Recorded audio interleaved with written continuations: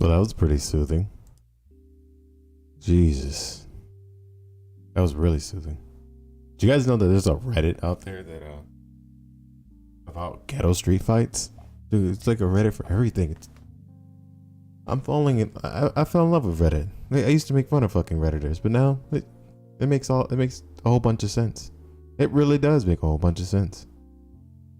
Why people like love Reddit so much. Just so much. It's such a wealth of absolute debauchery and also great educational stuff. You know? I'm sure you guys most know that. Oh.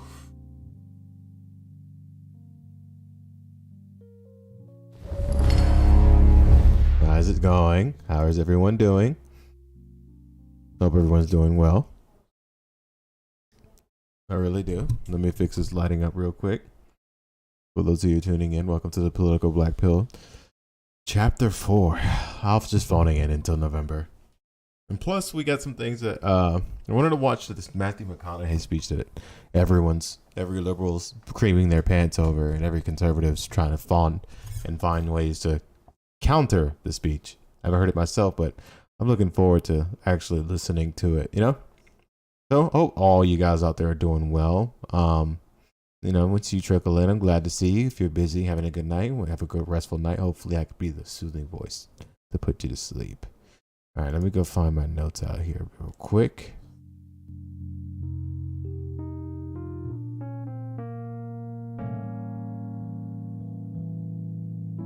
Okay, I got my notes up. Sorry. Okay, I apologize. You guys know what it is. Let's see what we got today. You're gonna grow slowly but surely and steadily to bring you guys content and entertainment. The up the content, the up the ante. Anyways. All right, so for those of you who are just tuning in first, what is the political black pill? Why black pill? Well, because it's time to open all our eyes to all the grifters, scammers, and everything else selling you this system. We're not nihilists, we're realists, pessimistic when it comes to our political approach. This political system and the media pundits, independent or establishment, love it when you bend the knee to them. What we say here in the political black pill is don't do it. You're free to vote. You're free to vote, not to vote, be active or not. But I implore you to take the black pill and realize we're in a roller coaster, not a car ride in the end stages of capitalism. Take your jersey off, remove your brown shirt, because you're being finessed. We don't care if you're conservative. We don't care if you're liberal. These are the marks of the beast to designate you to which camp they will eventually send you off for a quick buck. So pull up your lawn chair and watch the crash with us. This is the Political Black Pill, and I'm your Morpheus, GXG. Now, I'm liking this definition, but there's some things I have to change and switch around from it. I'll add be it because from the dog. At be it because, it's an ever-changing definition. It's not going to be like the same thing over and over again, So we're going to evolve this definition as I really, really ponder about what the political black pill means to me and what could it mean to you. So let's switch it up real quick. There's a host of things. Get out the way. But the problem is trying to find out where it all begins. Of course.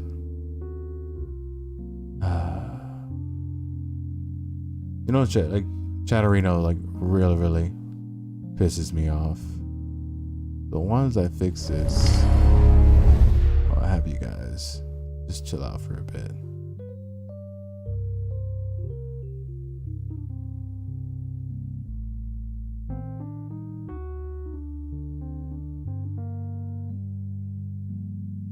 There it is. It reconnected.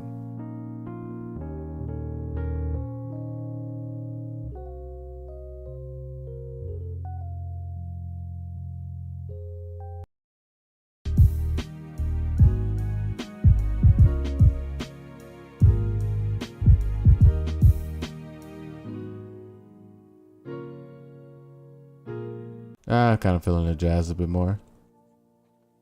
Well, I can't use that because that's 100% copyrighted. It's hard finding music It really is hard finding music because YouTube is cracking down on everything. The reasons? Well, of course, everyone wants to be monetized. That's okay. That's perfectly okay. All right. Where are we at? Why am I... Ah, Lord have mercy.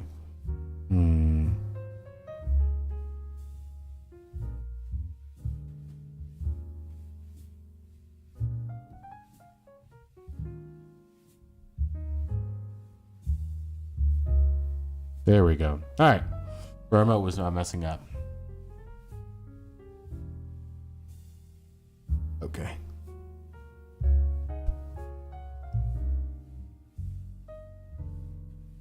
So what's new today on the agenda? Let's continue forward.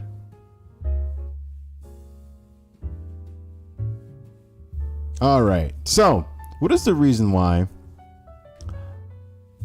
we wrote I'll just falling into November? Well, there's a lot of things that transpire over the coming days that I wasn't streaming, and I took a long list and basically bookmarked everything I could. So what we're first gonna react to or listen to is the mother that survived the shooting in Texas, when basically ran into the school and also was mistreated by police. So we're gonna see what the difference between someone's actually brave, someone actually doing what needs to be done to save the lives of children, in comparison to the people who your hard-earned money goes to basically sit on their hands and do nothing. So let's check it out. Feel free to commentate or put your piece in there, but that's exactly what we're gonna do. Arrest you because you're being very uncooperative. I said, well, you're gonna have to arrest me because I'm going in there, and I'm telling you right now, I don't see none of y'all in there. Y'all are standing with snipers and y'all are far away. If y'all don't go in there, I'm going in there. He immediately put me in cuffs. She says after Uvalde police officers told marshals to uncuff Gomez, she ran towards the school. As soon as they uncuffed me, I jumped out. Hold on. Is that a Tesla? Wait, cops drive Tesla? There's Tesla cop cars now? What the fuck? When did that start happening? Oh shit. To school. As soon as they uncuffed me, I jumped that first gate fence. How could they afford that? And once I jumped it, I went to my son's class, and I knocked on the door, and I remember the teacher saying, I'm like, hey, they're already bulge cutting the fence to get me. She's like, you think we have time to get out? I said, y'all have time. I'm gonna run for my other son. Once she was assured her son was okay, Gomez ran to get her other child, encountering more officers who tried to stop her. So I start yelling, and I'm being cooperative, and I'm like, well, y'all aren't doing what are y'all doing? Y'all ain't doing y'all need to be in here. Give me your vest. Somebody give me a vest, something. I started paying attention to how far the shots were being, so that I knew the shooter was all the way still by my first son's class. So when I went to my second son's door, the teacher didn't want to open the door for me. So that's when they started escorting me out. And as I see that they're opening my son's door, I go run for my son and I get him. With both of her kids out safe, Gomez... That's exactly what bravery looks like. Not just sitting around doing nothing as children's bodies hit the floor. Huh. Interesting concept of, the protect and serve class, right? Very interesting. But alas, what are we to do? This is just our hindsight talking, right? Still can't shake the thought of those who didn't make it. While you were inside the school, did you see officers inside the school? You know what question they really wanted to ask? You know how the media's like. They didn't really give a shit about that question. Did you see, the bodies? It's basically what they wanted to really ask. They don't give a shit about the other stuff. They're inside the school when I Sensationalism, right? son's class. There was not one officer. And you were hearing gunshots, so you knew You that could hear the it was gunshots. an active shooter. It was still active. The gunshots were still active. They were not in there. There was no one in there. If anything, when I pulled up, my car was closer to the school than where the snipers and everybody that was laying on the ground were. When you heard that it took law enforcement 75 minutes before they went in and stopped the shooter, what was your thinking, having been inside the school yourself? I don't know. I was just thinking that they could have saved many more lives. They could have gone into that classroom and maybe 2 or 3 would have been gone, but they could have saved a whole muerto. It's just a goddamn shame. It's a goddamn shame. I know I'm a little bit late to this boat. And everyone else is like, basically, you know, staring somewhere else. But I like for these news stories to develop a little bit before I start talking to them. Most of the bigger ones, you know. Well, I've talked about this before, but I like to basically let it fester a bit. Let more details come out. The picture becomes clear, right? And also the narrative and the counter narrative and everything else that people are trying to spew online to make sure that you don't really have you put on a jersey for a team, right? And whatever they're trying to push. But over here, we're not trying to do that. We're just trying to look at the facts, sit back, and go, that sucks. Oh, class, they could have done something.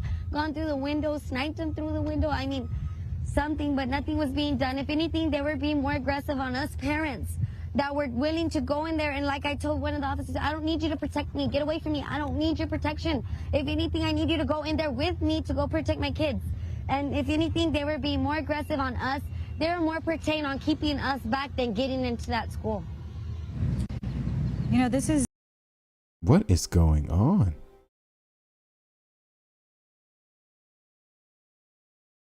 Interesting. I wonder if there's any more things to develop. Let's see. That's going to develop from the story. The biggest thing, the driving motivation or motivation we should all have, and we should all basically fight for. It's the surveillance video, the police body cam footage. You know, of course, there's certain things we don't want to see, but I implore you that at this point, in this day and age, everything that's basically recorded should be shown to, you know, should be transparent, especially with events like this. The public should be, you know, well aware of what really goes on in their country. We like to hide things here in America, and that's becoming more and more of our fault, becoming a fault because our like Puritan-esque society, right? How we want to be puritanical when it comes to every aspect and protecting us humans from actually see what's going on. One good clear example is that your food that you eat. A lot of people don't really know like how really. A lot of people understand where it's sourced from, but then actually seeing it live, they fold. They fold like a wet tissue paper. And it's tragic. It's sad. It's fucking terrible. And there's nothing we can do about it. There's nothing you and I could say or do about any damn thing that, you know, is gonna transpire. That's just the world we live in now. And let's just not take the lazier approach here and just like try to like fight with people online about what's going on and who's going to have the prevailing thought. The better thing to do is to actually go out there and be active for any material change that you want, or employ yourself to be, or employ your differences to change the trajectory of your life. Let's see. What do we got? All right.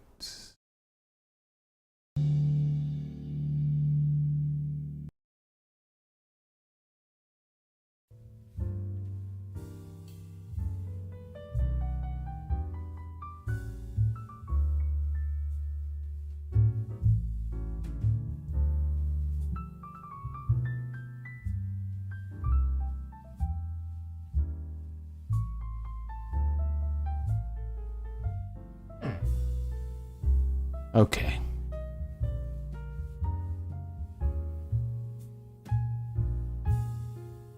Let's see.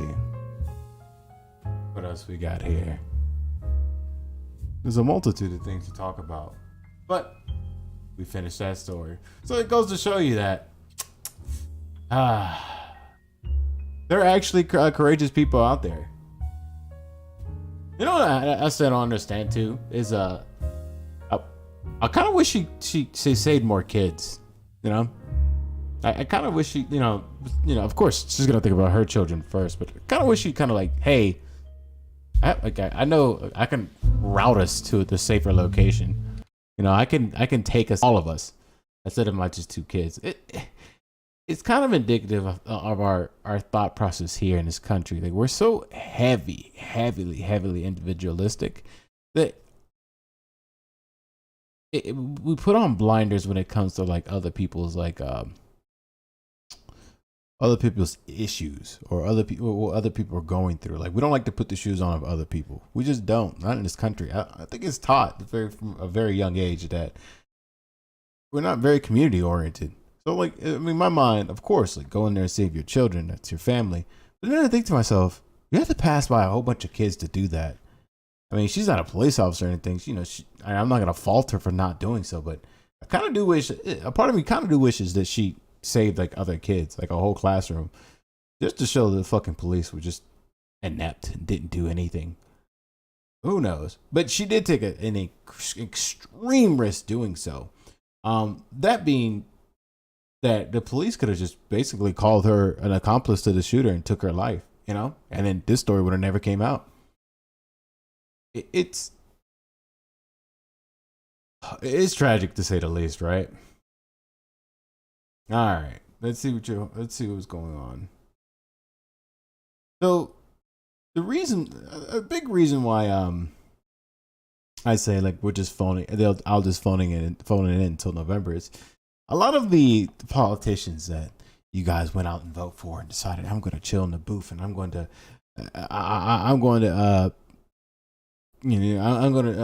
fight for my team. I'm going to root for my team. Well, here they come out and just say a whole bunch of fucking nonsense just to show you that they never gave a fuck about you. And they never will. There's nothing you can do about it. There's nothing you can do about it. Nothing you can do about it whatsoever. All right. So, the God Emperor Trump himself, I think he did a speech in which he decided to, you just have to watch it for yourself. It just goes to show you that like Idiocracy was just a documentary about what this country is turning into. I think it's this one. There we go. Look at this. Jacqueline Cazares. Come on. Jayla Nicole Silguro. Jace Lovarnos. Jose Flores. Leila Salazar. McKenna Lee Elrod. Jacqueline.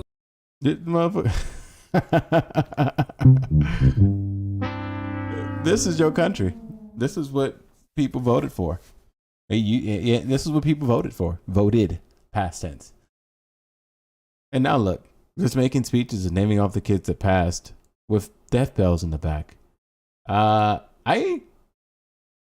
This is hilarious.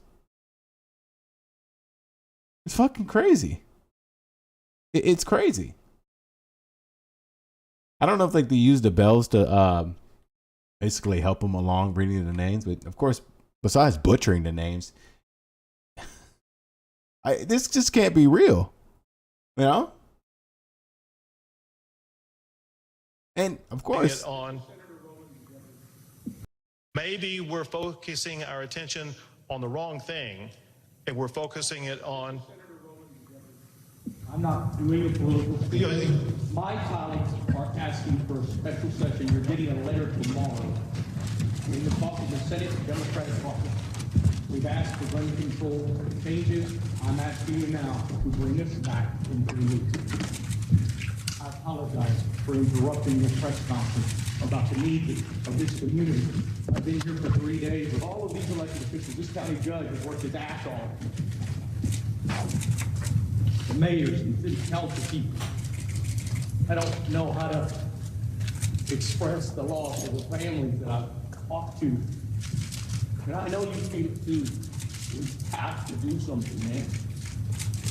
Your own colleagues are telling me, calling me, and telling me an 18.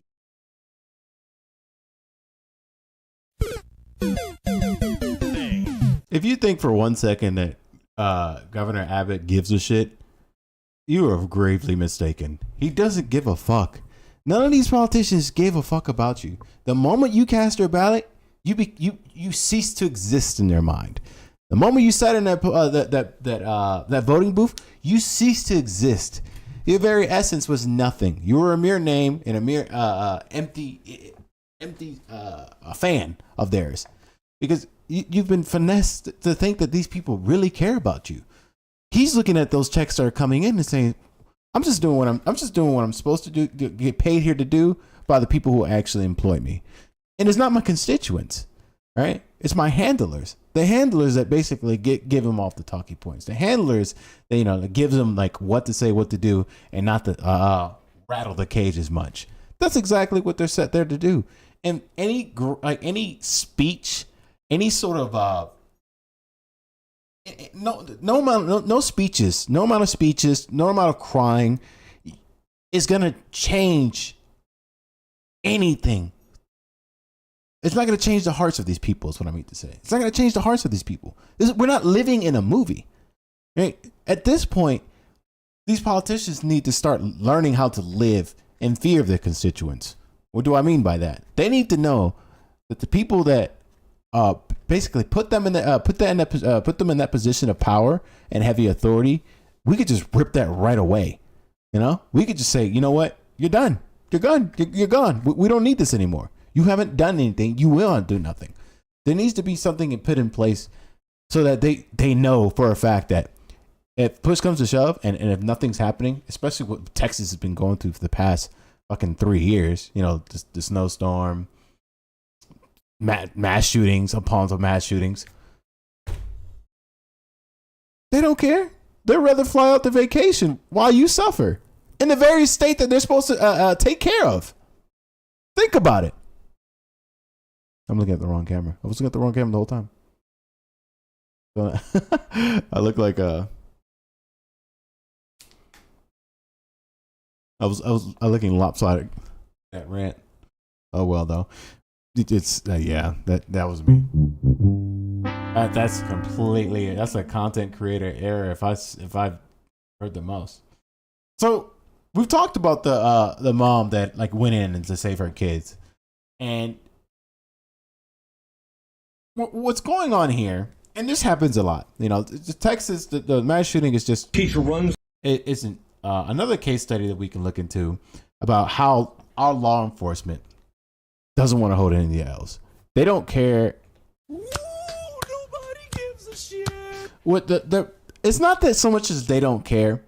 It's better to understand and realize that when they're in hot water, especially people with authority, they're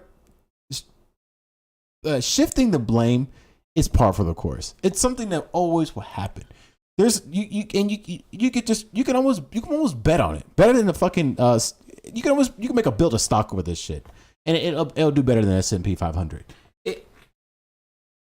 Any time that any authority figure is shown into or any like influence or whatever the case may be is placed in a bad light, the first weapon that they use is it's just shifting blame right before they move the goalposts, before before everything else the shit to start flying out. So Suspected of where we knew the shooter entered, Ramos, was propped open by a teacher. 11:28, the suspect vehicle crashes into. So, of course, later developments of this new story was that the teacher like literally tried to run back and get her and close the door. So this was shown to be a lie. I believe so from different sources. But you notice here, you listen to the language. There's so many things you can catch. There's some there's some gymnastics being played here. How about that? No, there's a narrative being painted here. How about that? Like for better words. Where we knew the shooter entered, Ramos, was propped open by a teacher. 11:28, the suspect. You notice how like that, and then it's like lying by omission, right? They cut certain details out from that. Oh, the way the government entered was propped open by the teacher. It's almost like the teacher was inviting the gunman in, and we should blame the teacher instead of us. You kind of see what the game that's being played here, right? And people will lap this shit up. Vehicle crashes into the ditch, as previously described. The teacher runs to the room 132 to retrieve a phone, and that same teacher walks back to the exit door, and door remains propped open. Suspect. You see the game being played here, right? We're not going to take any blames for our negligence and our actions, which led to even more deaths of children. No, we're gonna try to pad the blame, pad the onslaught of blame to being put upon us towards other individuals that we know can't really defend themselves, right?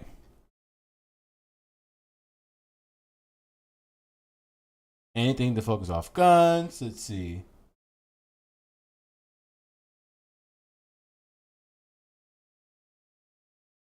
And yeah, and this is nothing like how do I say this? This is nothing surprising.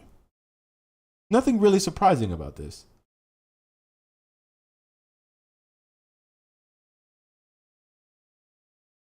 Now, we know what's going on in our like we know we're heading into a recession, you know? A lot of people say there's a lot of signs being shown that we're on a recession. So what does the government that you employ and also basically takes orders from the feds, what are they saying? What needs to happen? Right? The first thing that they need to do is to make sure that you feel the brunt of it. Right? So this is from the multipolarista.com. The U.S. Federal Chairman Powell said his goal is to get wages down. Complaining workers have too much power in the labor market. Economist Michael Houston says this is junk economics, and corporate monopolies are driving inflation, not wages. All right. So the chairman of the U.S. Federal Reserve, Jerome Powell, said his goal is to get wages down. In a press conference on May 4th, Powell announced that the Fed would be raising its interest rates by 0.5% and implementing policies aimed to reducing inflation in the United States, which is at its highest level in 40 years. All right, so we're having a real problem here. A lot of people don't want to work because they're burnt out, they're tired. We're an overproductive society, overconsumptuous and overproductive. You work 10 hours a day, go home, and just a shot for the weekend and blow all that away. So, according to the transcripts of the presser published by Wall Street Journal, Powell blamed this inflation crisis, which is global, not on the proxy war in the Ukraine and Western sanctions on Russia, but rather on U.S. workers supposedly making too much money. Now is an issue when you make too much money. But the multi-billionaires can double, triple their net worth during harsh economic times and pandemics. But guess what? You get a bump up in wages, you're the problem that this whole economy is falling down. You don't win in this economy. There's no politician going to save you. There's no media influencer going to save you. Only you can save yourself in these trying times. All right? Take it from Trump. May Allah awaken the people and help them to see the evil doings of Israel and the United States. Take it from Trump. Employees are having difficulties filling job openings, and wages are rising at the fastest pace in many years. Remember when they taught you basic economics, supply and demand, right? There is a high supply of jobs, but there's a low supply and demand, right? So, less and less people, the lower the supply, the more they could demand on their wages. So, what's essentially happening is the Fed wants to basically cut that off. And I think I don't know exactly what they're doing, and maybe they'll make it more and more clear why they're doing this. But I know we can all assume that you're not going to win, right? There are more jobs out there, and there's also more demand for people to fulfill those roles, but less people to fulfill them. Well, one thing is a lot of people have passed because of the pandemic, so those are a lot of workers that came out, stood out. and was engaging with the economy during the pandemic. And there's just people just fucking burnt out. I just don't want to do this anymore. It doesn't feel worth it. I feel overused. I feel under appreciated. So, and this is the logical conclusion of it. This is bound to happen. You were always here. You will always get the brunt of the blame, right? Not anybody else. You, worker, you, poor you, always. The Fed's proposed solution: bring down wages. There are more job vacancies than there are unemployed people in the United States as the economy recovers from the C-19 pandemic. Powell claimed that this discrepancy between job vacancies and unemployment is due to high wages, which discourages workers from taking bad, low-paying jobs with few benefits and therefore give them too much power. So, like I said before, it's simple. They taught you this in economics, or when someone was teaching you any sort of economics. Most people know this: it's supply and demand. There are more job vacancies, and then there are unemployed people.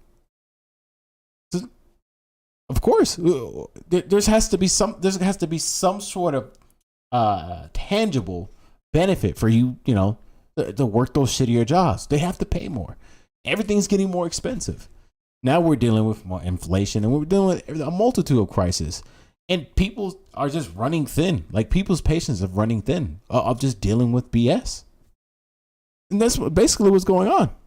They look at their paychecks like, bruh, this is enough. It's enough. I can't take this anymore. I can't do this anymore. Every day that you clock in and you work your ass off and you bust your ass, then you look at your paycheck, you're like, fuck this. Fuck this. And then you go in the next day and they tell you to do more. All right, instead of washing dishes and cooking, and now I need you also to be the accountant.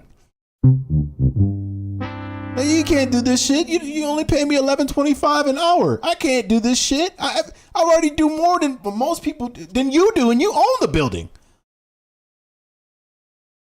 That's the problem. People are starting to the blindfolders are off.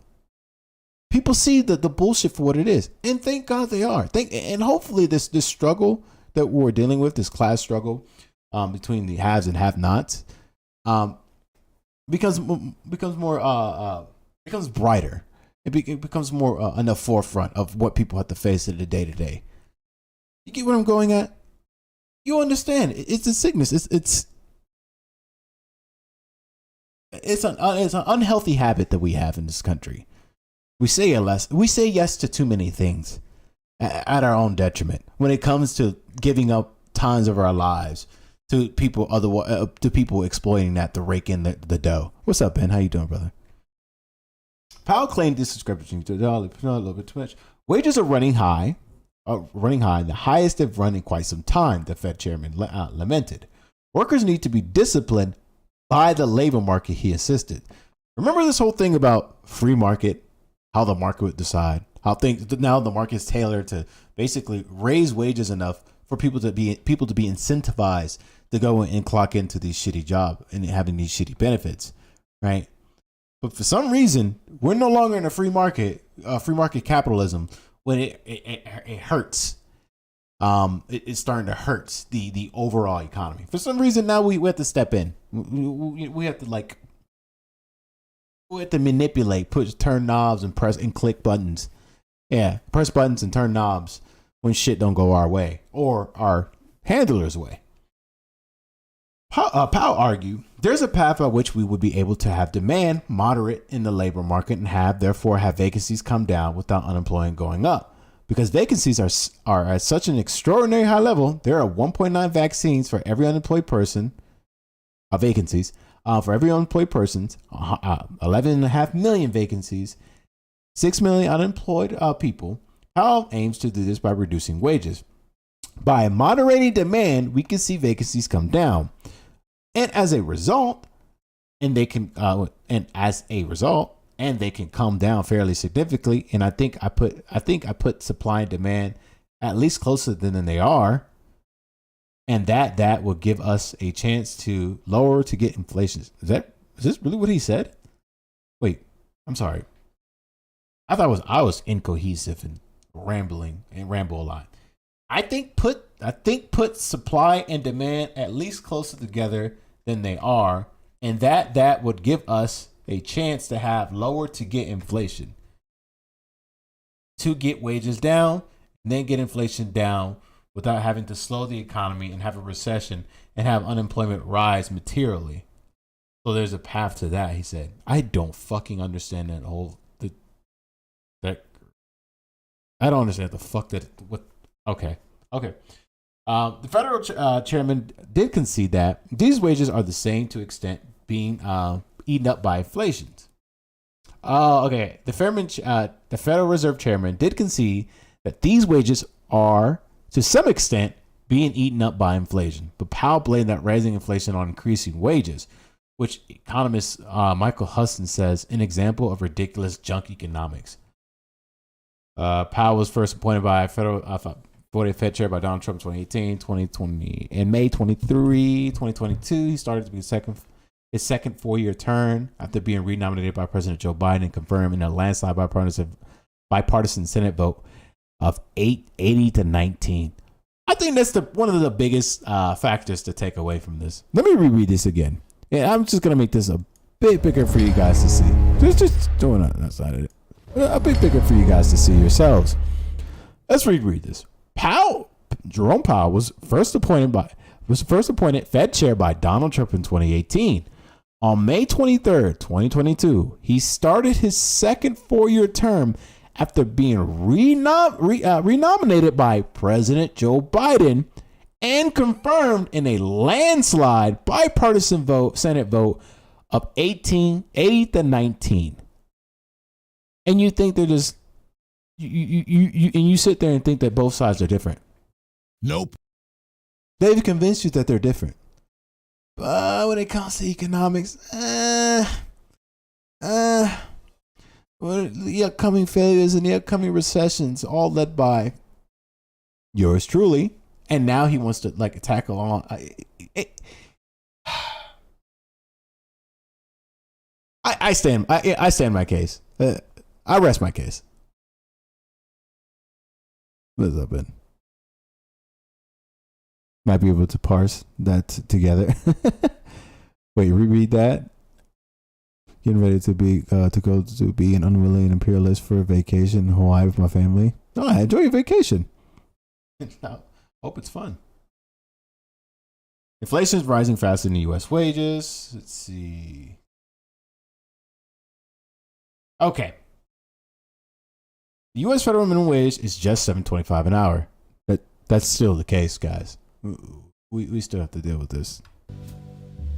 How about some soothing jazz music as we read off because I think this article is extremely important. I really do. Also, it helps me gather my thoughts together as well. The U.S. federal minimum wage is $7.25 per hour and has remained at that level since 2009, despite significant increases in inflation. In 1968, the U.S. federal minimum wage was $1.60, which would be equivalent to $13.29 in 2022 dollars. You see the game that's being played, especially with their wallet. They have fairly convinced you that your low skilled labor is worth less.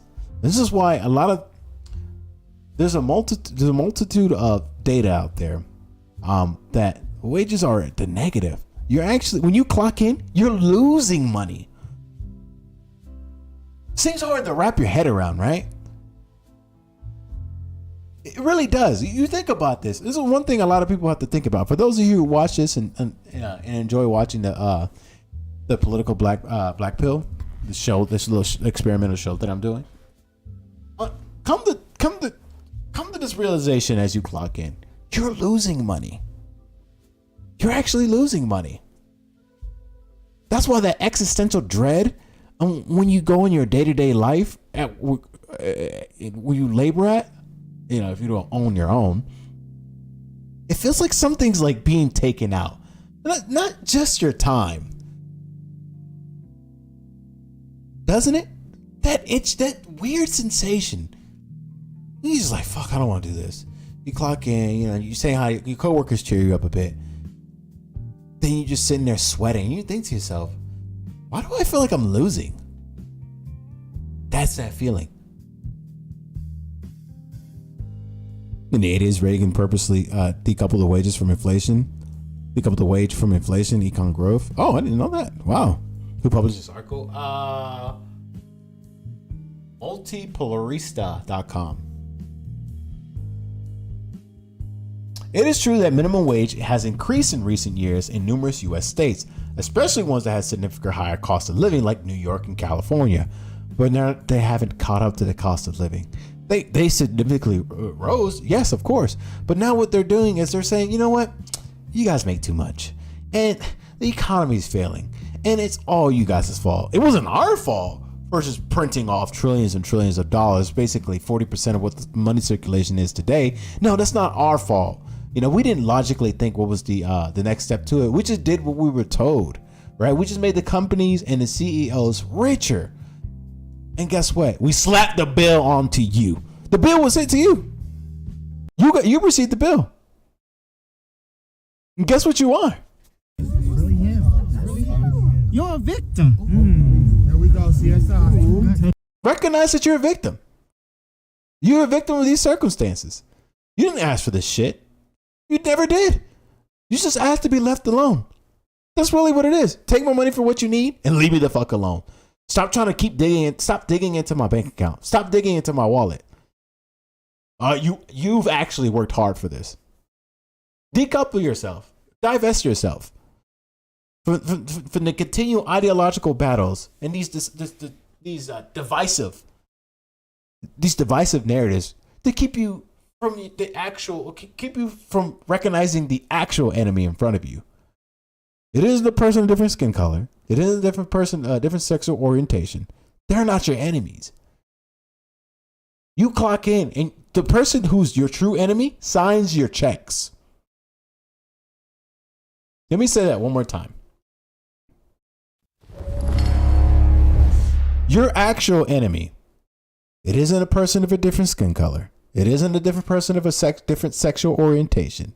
It isn't some magical pixie dust or some boogeyman entity basically doing the puppet strings of what's going on behind you. It isn't some weird alien race out there you trying to manipulate your leaders into thinking that like all these bad things are happening just to prevent you. Your biggest enemy signs your paychecks. That's your enemy. And they sign the paychecks of those politicians too. That's your enemy. Once you recognize that, maybe you can start to realize the wool is being pulled over your head, put over your head. Then you realize, wow, boom, there it is. There it is.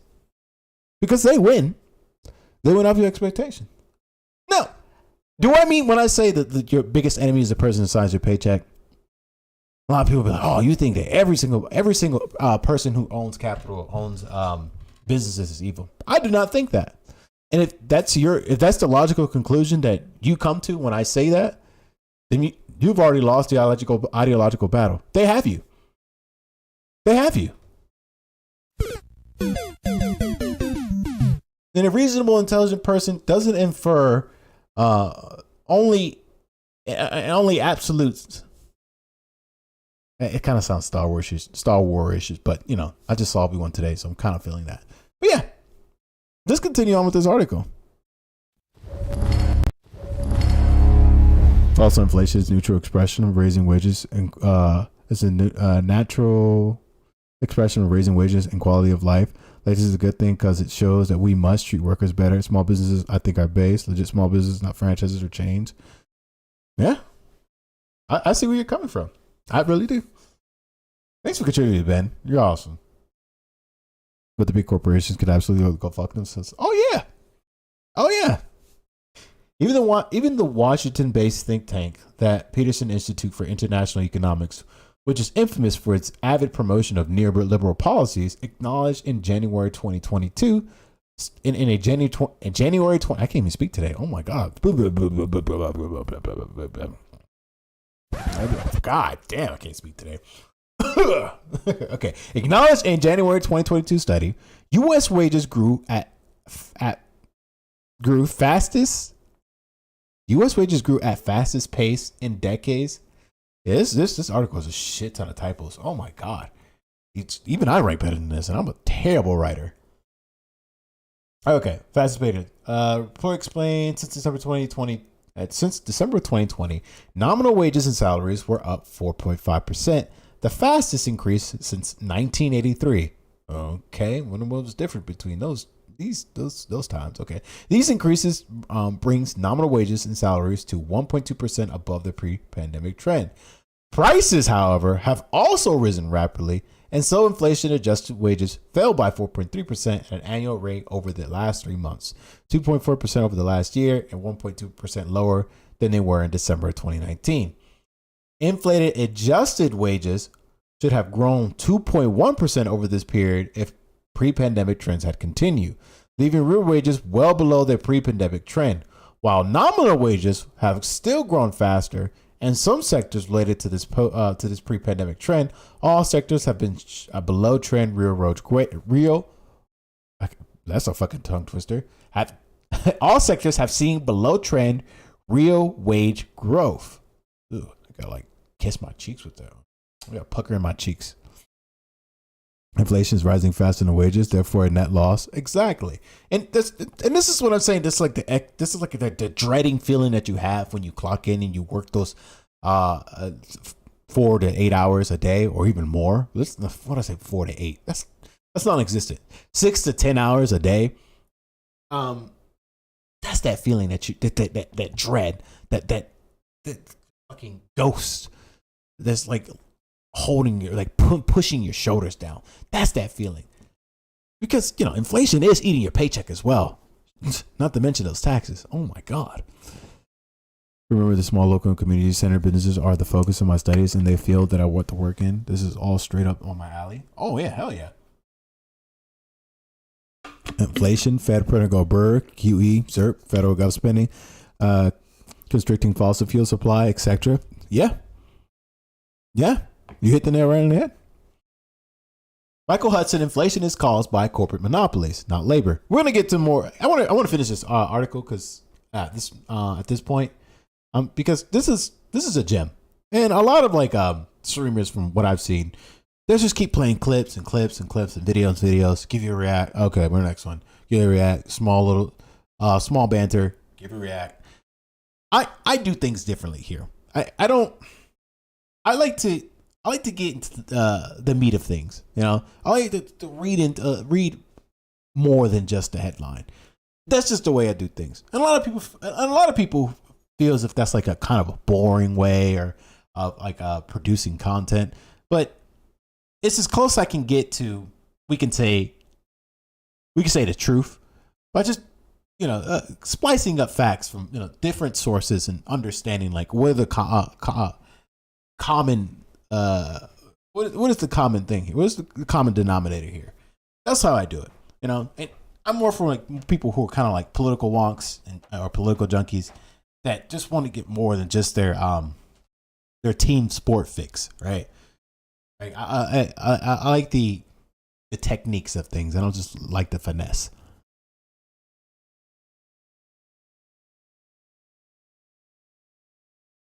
Okay.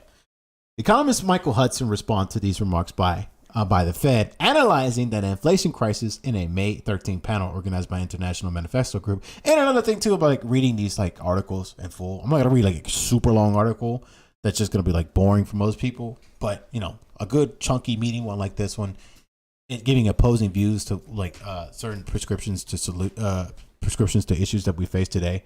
That's just something that we can do. And plus, we can always refer back to the source material to be almost 100% in line with the facts. Because if we're not, we're no different than any other people who just playing this as some sort of game. It's political sport and just showing you political theater. I'm not like that. And if that's not what you like, you don't have to watch me. You can watch whoever you want and let them finesse you. But I'm not here to finesse you. I agree. Appreciate your support by whatever means you want to, but I'm not here to finesse you. Okay, put it. Inflation is basically the excuse the right-wing governments have for trying to lower wages by blaming the inflation on raising wages, he said. What economists like to blame inflation, referring to, on is labor, on rising wages, on government social spending, and of course on Russia's trying to break away from America's unipolar international order, Hudson explained. It's a regular statement. You recall his time working at Chase Manhattan Bank in the 1960s. Hudson's boss, Paul Volcker, who will go on to serve as Federal Reserve Chairman under U.S. President, that's what that name sounds familiar, Jimmy Carter and Ronald Reagan. He noted that Volcker had always said that the big concerns of finance is wage gains will mean that the purchasing power of all of our investors who have bank accounts and stocks and bonds will have less power over wages. And our class interest is in increasing our power over wages. So we got to keep wages down, even if it causes a recession. That's basically the Federal Reserve's policy. You starting to see the orchestrators of our societies starting to see how they really feel about you, how they really feel about your blood, sweat, and tears, how they really feel about your votes. Now you're starting to see the actual money movers, the actual policymakers. These are the people who actually influence this government. And when you hear the word they, you can think of people like Volcker. You can think of people like Powell. Really understand this. Okay? You have to really understand this. And I'll reread this to hit the point home. Because it's a valid thing to open it's a valid thing to study. Right? Especially what these people think. Because these are the people who have a direct line to the people in influence and power, basically. He noted that Volcker had always said that the big concern of finance is wage gains. Biggest concern of finance is wage gains will mean that the purchasing power of all our investors who have bank accounts and stocks and bonds will have less power over wages. All right? And if our class interest is increasing our power over wages, and in our class interest, it is in increasing our power over wages. So we got to keep wages down, even if it causes a recession. That's basically the Federal Reserve's policy. The present Federal Reserve Chairman, Jay Powell, came right out and announced that the Biden administration, Democratic Party policy is, quote, to get wages down and then get inflation down without having to slow the economy and have a recession and have unemployment rise materially. Hudson continued. In other words, you want to keep the finance, insurance, and the stock market, real estate sectors going. You just want to squeeze down wages somehow. So the objective of all this is that if labor wants to get a job and the health insurance that goes with it, then labor will have to lower its wage levels. That's the current U.S. government policy. Well, it's junk economics, of course, Hudson continues. Today's inflation throughout the world, not only in the United States, but now in Europe, is led by pure monopoly powers, headed by energy and food prices. So, like I said again, you're to blame. And guess what? Even the Democrats believe in this. Remember, Jay Powell got reelected again by 80-19 by the Senate. Think about it. The Senate can't decide if they want to wipe their hands with the left hand or the right hand. That would be a fucking fight to tooth and nail. They would love to fight about shit like that. What's the proper hand to wipe my ass with? Oh, the Democrats think it's the left side. Oh no, what the conservatives think is the right side. Maybe you should fold the paper. No, the Democrats want you to ball the paper. How disgusting. They'll fight that till the fucking cows come home. They don't give a shit about anything else. But when the time comes, let's elect the individual who's basically wants to fuck you over financially and will cause a fucking cause a recession just to make sure that laborers don't have the power that they need. The power that the laborers don't understand the power that they wield over the economics and their masters. They can agree upon that all day. Oh, that's easy. That's super easy. And those same people you think is going to save you, who are justice Democrats or who are progressive minded, nope. They're not going to save you. Nope. They're not. And you have to realize this. You constantly have to realize this. Just remember this. You're a victim. There we go, CSI. Oh, I need a book recommendation for a 9-hour plane ride. Any suggestions? I got you. 1 second. Wait, yeah, I got you.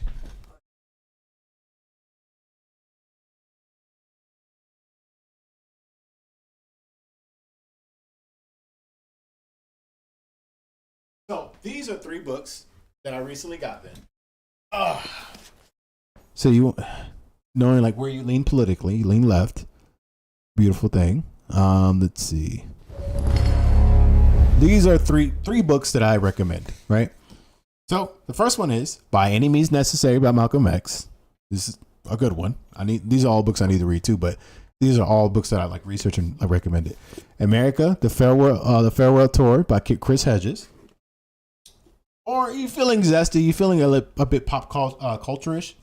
Allegories of the End of Capitalism by Milo Sweetler, and 6 films of the revolution of our times. So those are the 3 books for a 9-hour trip I recommend. I have way more books, but to indoctrinate students with. And those are the 3 books I recommend. I have a shit ton of books that I bought too. You're feeling more of like, you're tired of hearing like the hate train. Angela Merkel's Kill All Normies. Online culture. Wars from 4chan to Tumblr and Trump to the alt-right. If you want to be hardcore hefty hitter.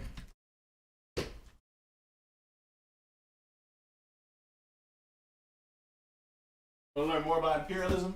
Want to learn what the Nordic countries, so their social democracies and democratic socialist society and how they became into power? There's also Riding the Wave. Sweden's integration into an imperialist world system. Want to know how the Swedes and the slave trade system and how that happened, how did they receive their money, how they have certain traditions in which are extremely racist. Yeah. So this is something I'm looking forward to read, because we always hear a lot about how the Nordic countries are basically the model of like how we want to structure our new society, our new way of economics. And if you want to learn about capitalism, read it from the father himself, The Wealth of Nations from Adam Smith. I have a shit ton of books that I bought that I'm going to read. I'm tired of listening to people online telling me what capitalism is or what it isn't. I'm just going to take it from the source itself. Do I agree with capitalism, especially in its current state of affairs and how I understand it? Not really. But I want to hear from the source itself, the man who wrote it. So that's one thing too. And yes, of course, I have my Das Kapital from Karl Marx. I should have a fucking a soundboard that says knowledge. But yeah, this is what I'm saying. I'm just an but you don't have to take you don't have to take nothing from me. I'm just an average guy who read public documents where the elite said they were going to enslave us and destroy America, and I'm not going to be like yuppie scum and deny the threat to my country. I'm going to fight back. Yeah, you don't have to take it from me. I'm just an average guy.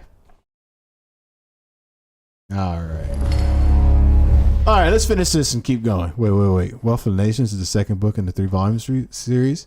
I think. Maybe it. I haven't read this yet. So. This is probably a good one to read, like off time. Yeah. Book 1 of the Causes of Improvement and the Powers of Labor in the order according to which the program naturally distribute among the. Oh no! This is all of it. This is all of it, Ben. Yeah. Yeah, this is all into one book, basically. I believe that's what the fucking description said when I bought it. The 3rd volume, Hero pretty much debunks and counters the 2nd volume. Yeah, it's gonna be a good read once I get into it. When I get the chance to pick it up. But right now I'm reading some other stuff. Okay. Let's finish this article. The United States and NATO are trying to blame inflation on Putin and Russia not exporting oil and gas to Europe as a result of the NATO sanctions against it, but gas hasn't stopped yet. And the U.S. oil companies have said that, looking forward, they see a supply problem and they're raising prices now, even though the supply of oil hasn't really changed at all. So never let a good crisis go to waste. Be it you be a politician, a CEO. You starting to understand? Anytime there's turmoil, that could be a political tool for you to use to stagnate your people and basically squeeze them more of their wealth, then you find yourself winning. And this is what a lot of these companies are doing. Thanos was a sociologist, not an economist. Okay. Oh, no, I know, I understand, but they refer to him as the father of capitalism. And it'd probably be more intriguing the fact that I know that he was a sociologist too. My point. I'm just gonna read the book. Like I said, I'm just gonna get from the source. I'm sick of people telling me like what things are. Is it? I'm gonna go straight to the source at this point. Kind of like I'm doing here. Man. Don't read the headlines. It just I get it. I think it was just being beat down by like Twitter debates and stuff like that of people's different perspective upon the literature, that I was just like, you know what, fuck it, I'm just gonna go and buy all these books, read it myself, hopefully come to a more a closer understanding of what these ideologies, systems, what do they really represent. I also have a book on the stock market because a lot of people talk about the stock market, don't know what the fuck they're talking about. And I was like, well, I don't want to be one of those people again. Whatever. I don't want to be one of those people. I don't. I don't want to be sit there in the middle of the debate and someone asks me, you talk about quantitative easing, but please describe it in the matter of which like it is used and give an example of it. And I'm just sitting there like, well, you give me an example. I've seen this shit happen. I've seen it live on debate panels and discussions, and people just sit there with looking like making a complete jackass of themselves. There's things I can talk about. I'll be more how do I say this, comfortable talking about, to the degree of knowledge of, the degree of what knowledge I could obtain for particular subjects. But when it comes to these macro ideologies in which people are just like fighting tooth and nail, will sacrifice their firstborn, just to say that they're part of that team. Outright lies. Oh yes, he kind of was, but his views are way more expansive. You will love his fightings and opinions. He is more based than people give him credit for. He is bright-eyed and naive, but ideas are not terrible, nor is his opinions. That's basically most of all the systems. But I understand where you're coming from. Reading from the sources, why I read Road to Serfdom, and both enjoy the reading and noting any dissents, in my opinion. Yeah. But let the people have their online battles. They're not going to look good in the end, because you have the basis, the foundations of the particular knowledge, and you'll have this, and hopefully you'll develop the skill set from that knowledge to adequately articulate those positions, and to the degree in which you're not an expert, but you're not a novice either. You're intermediary. You know what you're talking about. You can you know what you're talking about to the degree you can explain these models. But when it comes to like teaching a class, I don't know about that. Let me study some more. Or but you're not like a layman who just use buzzwords and terms just to get a rise out of people, or just to or just feel like you're part of this echo chamber. And you can, it's a big thing. This is a whole nother thing I wanted to talk about for the political black pill. Don't worry, we're gonna get right back to the subject matter, but let's finish this. So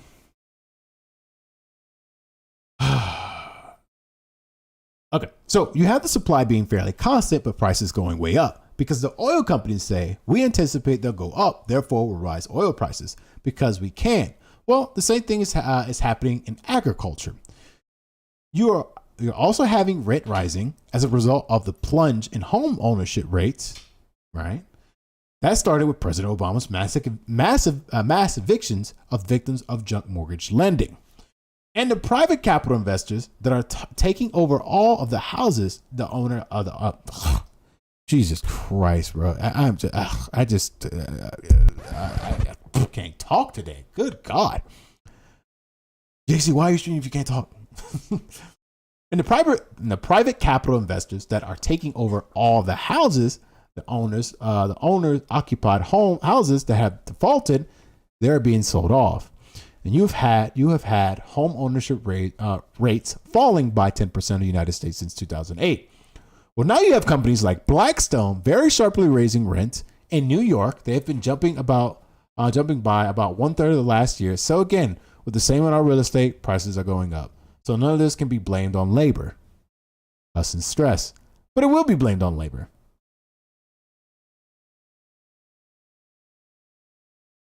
Sounds like Powell needs to lead by example, lowers his salaries, the federal minimum wage. You first enroll. I really think that if you were to serve in office, if you decided that you wanted to be a senator or a congressperson, that you should be paid at minimum wage.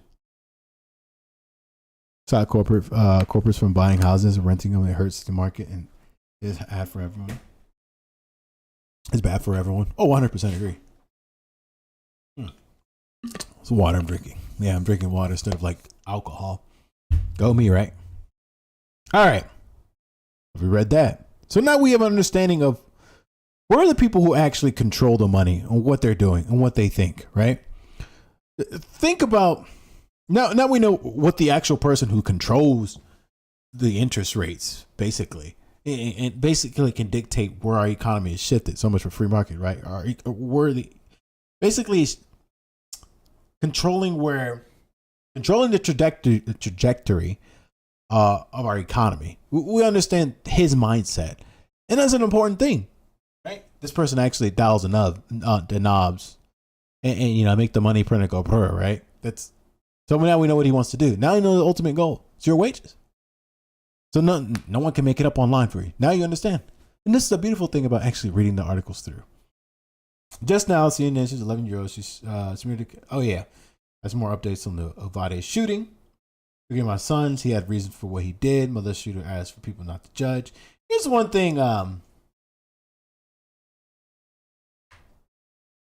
Here's one thing I don't understand, and there's a lot of things that Americans are too used to. We're too close. We're too often trying to forgive people. Of course, this has remnants of our religiosity of religion. Mother of Texas school shooter tearfully begs people not to judge her son and says she wants the innocent children who died to forgive her. I know he had his reasons for what he did. I'm of the camp now that you can't. No tengo palabras. Okay, now you want to speak Spanish? Okay.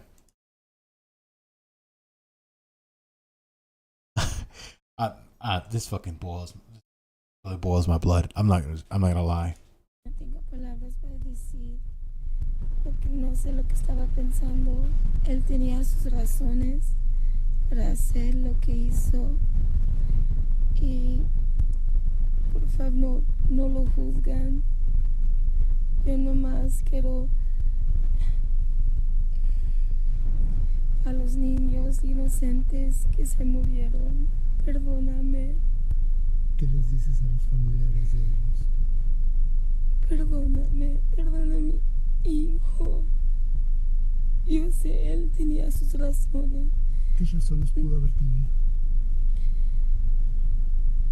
A que se acercaran más a sus niños en vez de poner atención a las cosas. What?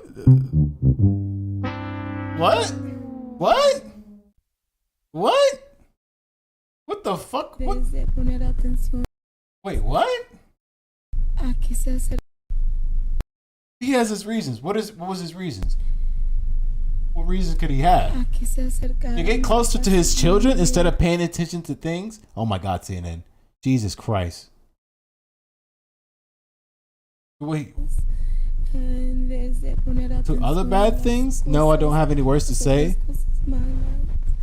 No, yo no tengo palabras, no sé. Descríbeme, Salvador. I'll describe him for you. He was an unhinged tyrant who decided to take his his aggression out on fucking children. He's a monster. And we're glad he's gone. There, I described him for it. But what she's going to do, this is what she's going to do. She's basically going to paint, he was an angel. He was a child. He will never hurt a fly. You know, he was my baby. But he'll never describe basically the lackings of her parenting to what led to this child's mental snap, mental breakdown. Right? They don't ever want to, never want to take ownership of their child's atrocity. You raised this demon, by the way. And this is what I'm saying. Americans are way too quick to fucking forgive. Fuck no. You killed 19 children. You don't deserve no forgiveness. The earth should, we all should forgive the earth for burying this disgusting person in it. Was she saying that he's justified for killing kids? Hell no. Yeah, it's close to this. I do feel bad for the mom. Will go on knowing she raised a monster. I don't wish this pain on anyone. No. That's what I'm saying. That's what I'm saying. Like, you can't let your heart bleed for some people. Some people have to be left behind. You have to understand that this woman raised this kid, right? And look at the fuck up, because she's not gonna talk about her faults. Bad parents are not gonna talk about their faults. They're gonna take no ownership. Hence the reason why they're bad parents. They take no responsibilities for the little fucking demons that run around and rummage and destroy most of our livelihoods. To take the lives of our kids who are actually doing well, who are actually doing what they're supposed to do. No ownership, no accountability. You think those tears? No, those tears are just save face for herself. She don't give a damn.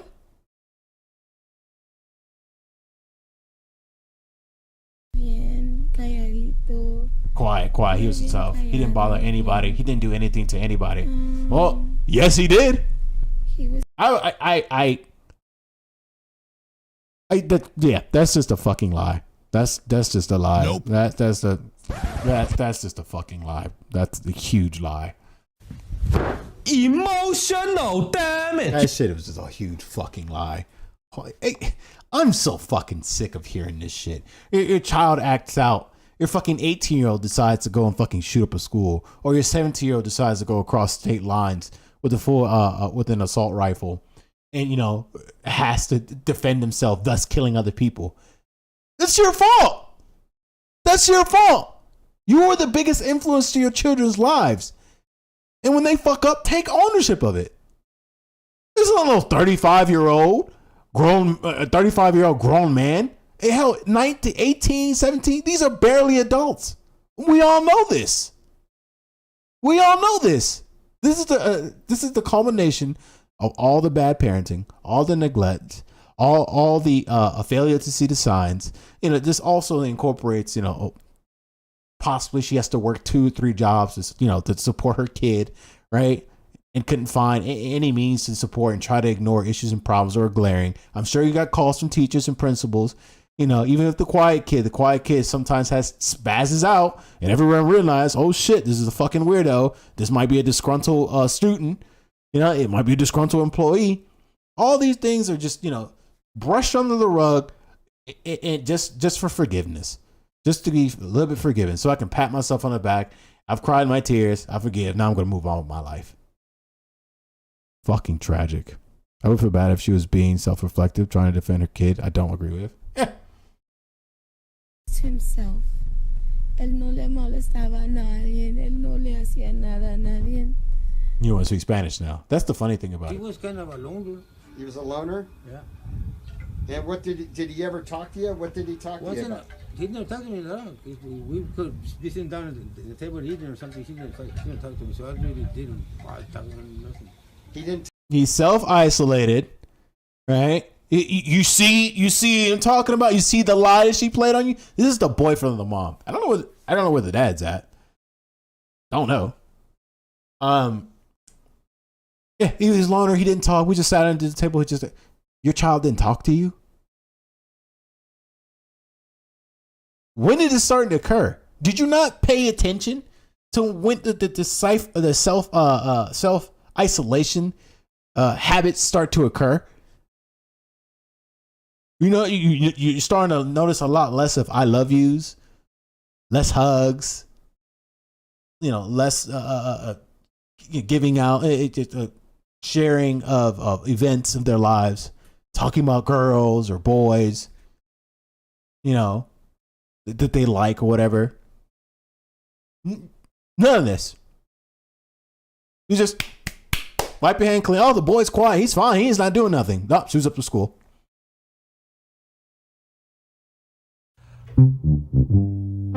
This country, man. This country is really fucking sick. The mental damage we do to our children by just continually to like ostracize themselves from our own from our own society, and ignoring their problems, allowing their mental anguish to continue to build up. You develop monsters. Now, of course, there's going to be those kids that, you know, grew up in a nice home, you know, loving parents, you know, had it all and just snap. But those are outliers to something that's common in America.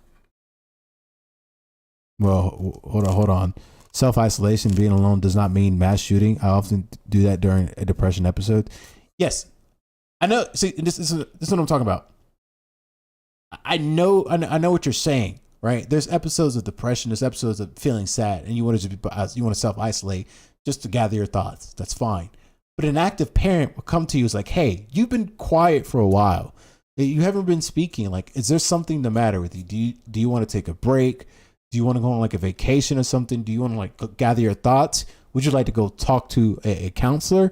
Would you like to talk to me? Would you like to talk to a close family rep? Active awareness of what's going on. No mom, no dad, or, you know, I'm not feeling it. I'm feeling bad. This is what I mean. I don't mean like just because a person is self-isolating and depressed is going to be a equal mass shooter. I don't mean that. See, this is what I'm talking about. Like we can't sit here and immediately go to the same mindset that most people want you to be in, and that's thinking things of black and white. And here in the Political Black Pill, we like to discuss the ever lingering gray.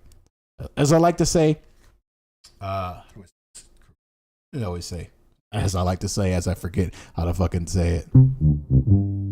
Jesus Christ, Jix, you need to get back on your grind.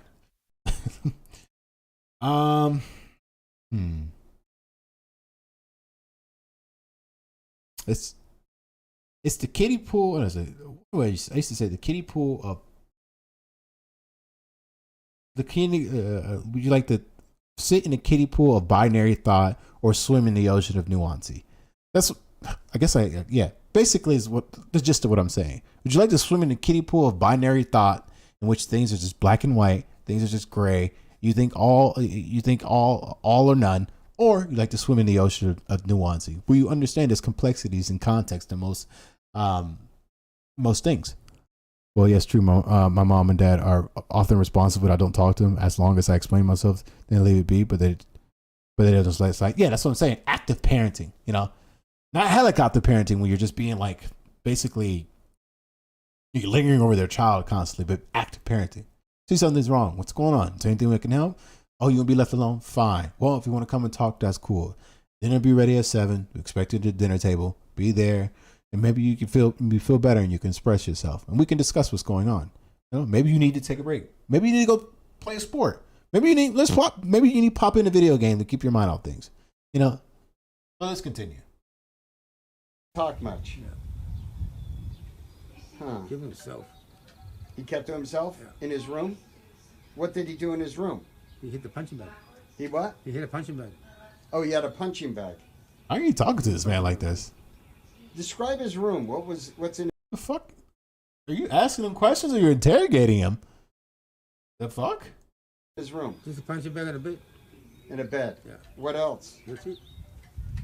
Huh. No, in a shower. I think he had a TV, but he had a what? A little TV or something. I don't know. He took it to the dog. Was he a good student? I don't know. I didn't know he went to school. You don't think he went to school? He never went to school once in a while, I guess. Was he supposed to be in school? He's supposed to go to school. But he didn't go to school. Are you surprised what he did? Yes, I sure am, man. Just bad. He's bad. What? This man never gave a fuck about what his kid's doing. He didn't give a fuck. there's an ever lingering there's a problem here that's starting to become way more apparent. More and more we see things develop, the story develop further and further. This is common now. This is common now. What is Adriana thinking now? Well, she didn't know what to do. She's in shock, crying, and didn't know what. I'm just here to, not to for her to hurt herself. Yeah, it didn't bother me. He didn't bother me. He didn't tell me anything.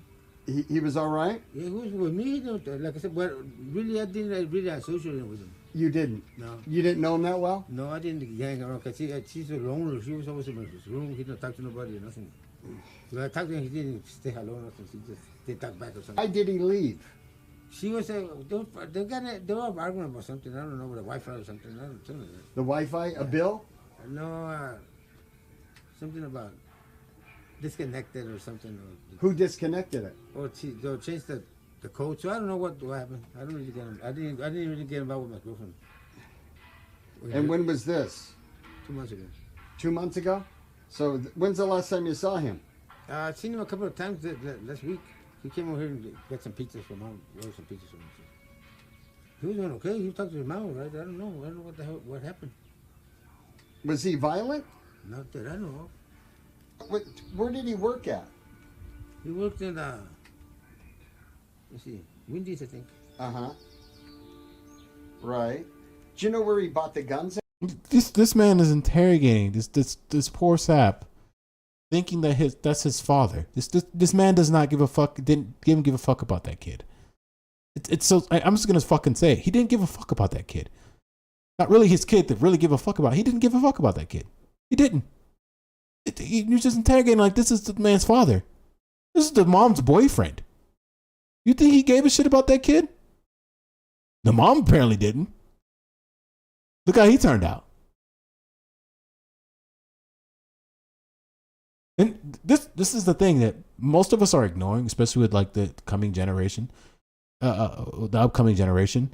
You see them lashing out and acting more and more like abhorrent, and then masking their like the disgusting behavior as something as progressive minded, or progressive or something new age. Well, we all know it's just debauchery, right? It's self-inflicting wounds, and they're suffering in the inside. They're literally suffering off their own parents' negligence.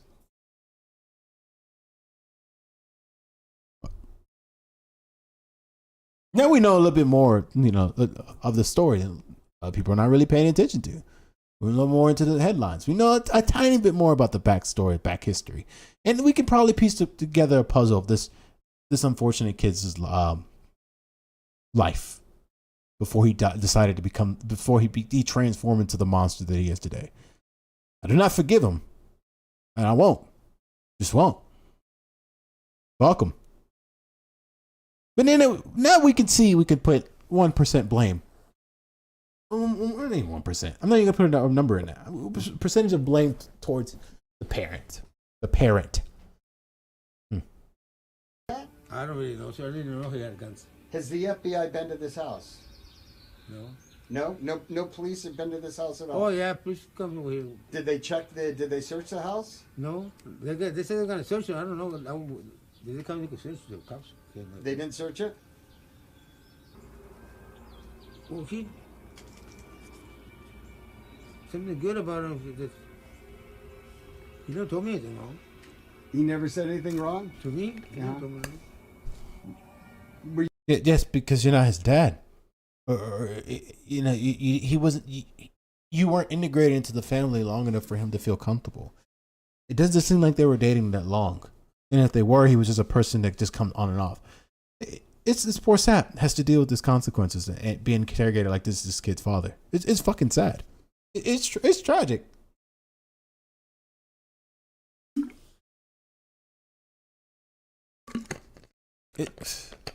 This is common now.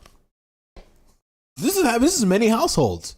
Just ticking time bombs waiting to happen. Right? You may have the kids. You may have, one of kids who grow up in this type of this household and grow up to be an okay member of society. Just to themselves, going off into the world. You know, not really hurting a fly. May have, you know, encounters with law enforcement here and there, but this is more now the baseline of what's going on in our society, especially the lower end, more impoverished because they have to deal with much more. That includes me. I'm poor. You there when he fought with his mother or not? Yeah. And what did you hear? What did he say? I don't really know. I didn't get involved with it too much. I didn't pay attention to it. You know, because I didn't get involved. I just got out. Yeah. You don't get involved. No, I mean, I don't want to. was he nice to his mother? I don't really know if he was nice or not. But I don't really Did he smoke, drink? No. Never saw him smoke, drink? No. Fucking tragic, man. Tragic. Isn't that crazy? All right. Switching it up. Let me switch it up for a bit. So, like, of course, we're going to go back to, you know, I'll just wait till November. The main thing.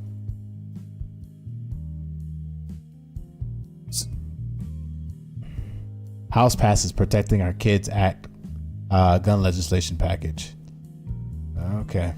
I guess, hey, look, the world aligns when you're like, you know, you're in the political black pill. Things just start popping up. Now is it gonna pass the Senate? We don't know. I'm gonna read it, of course. But this article seems more like a icing on the cake.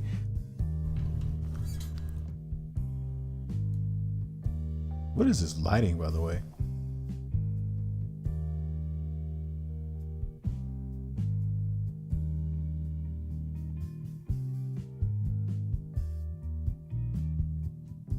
There. Finally fixed my glasses. Glasses feel like a little bit lopsided, don't they? Oh, man. Whew. What a day. All right. Remember, the politicians are not your side. You got to keep reminding yourself of this, right? You got to keep finding, and I keep telling you, and I told you this when we saw the police story. What they like to do is they like to shift blame. It's one of the tools in their arsenals that people with power and authority, well, who are absolutely corrupted, will like to do. Accountability is not something that they seek. Responsibility is something that they cower in fear hearing these words. But they'll shift blame. They'll move the goalposts. They'll construct a narrative that is akin to like of bullshit. It's just bullshit. They're just bullshitters, okay? I don't need to be fanciful and articulate with this. You know, this is bullshit, right? But speaking of one of the biggest bullshitters, let's look at your boy Teddy. And this is just a clip. It's a small clip of, you know, of where they can shift the blame at. Because what's a good crisis without a cultural war narrative? Right? Tragedies like the events of this week are a Couple mirror, weeks ago. forcing us to ask hard questions, demanding that we see where our culture is failing. Looking at broken families, absent fathers, declining church attendance, social media bullying, violent online content, desensitizing the act of murder in video games, chronic isolation,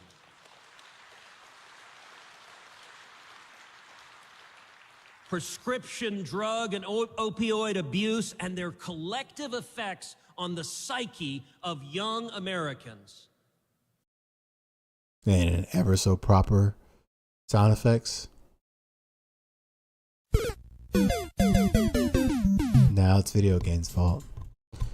Now it's a collective, ill-conscious culture that's plaguing your children. Not you parenting. Not you being actively involved. You know, you're not sending them to the indoctrination camp every Sunday.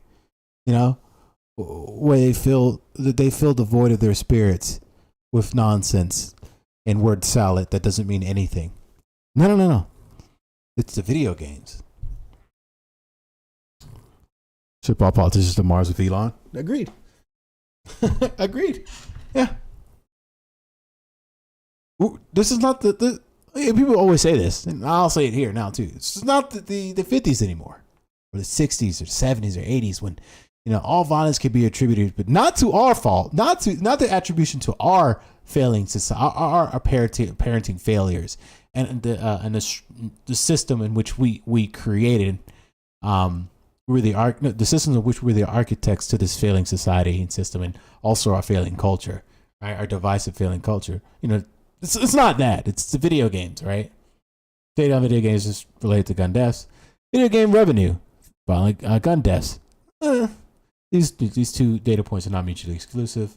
Not that they hear too much of the prevailing narrative, but we know that most of you, especially if you're watching on Twitch or stream, most of you guys are gamers. Gaming is used oftentimes for either for a few things, either educational purposes. You have your leapfrogs, your video tech, or whatever brands or names or whatever you use to basically teach your children how to read, write, and stuff like that in a gaming format that seems fun and energetic.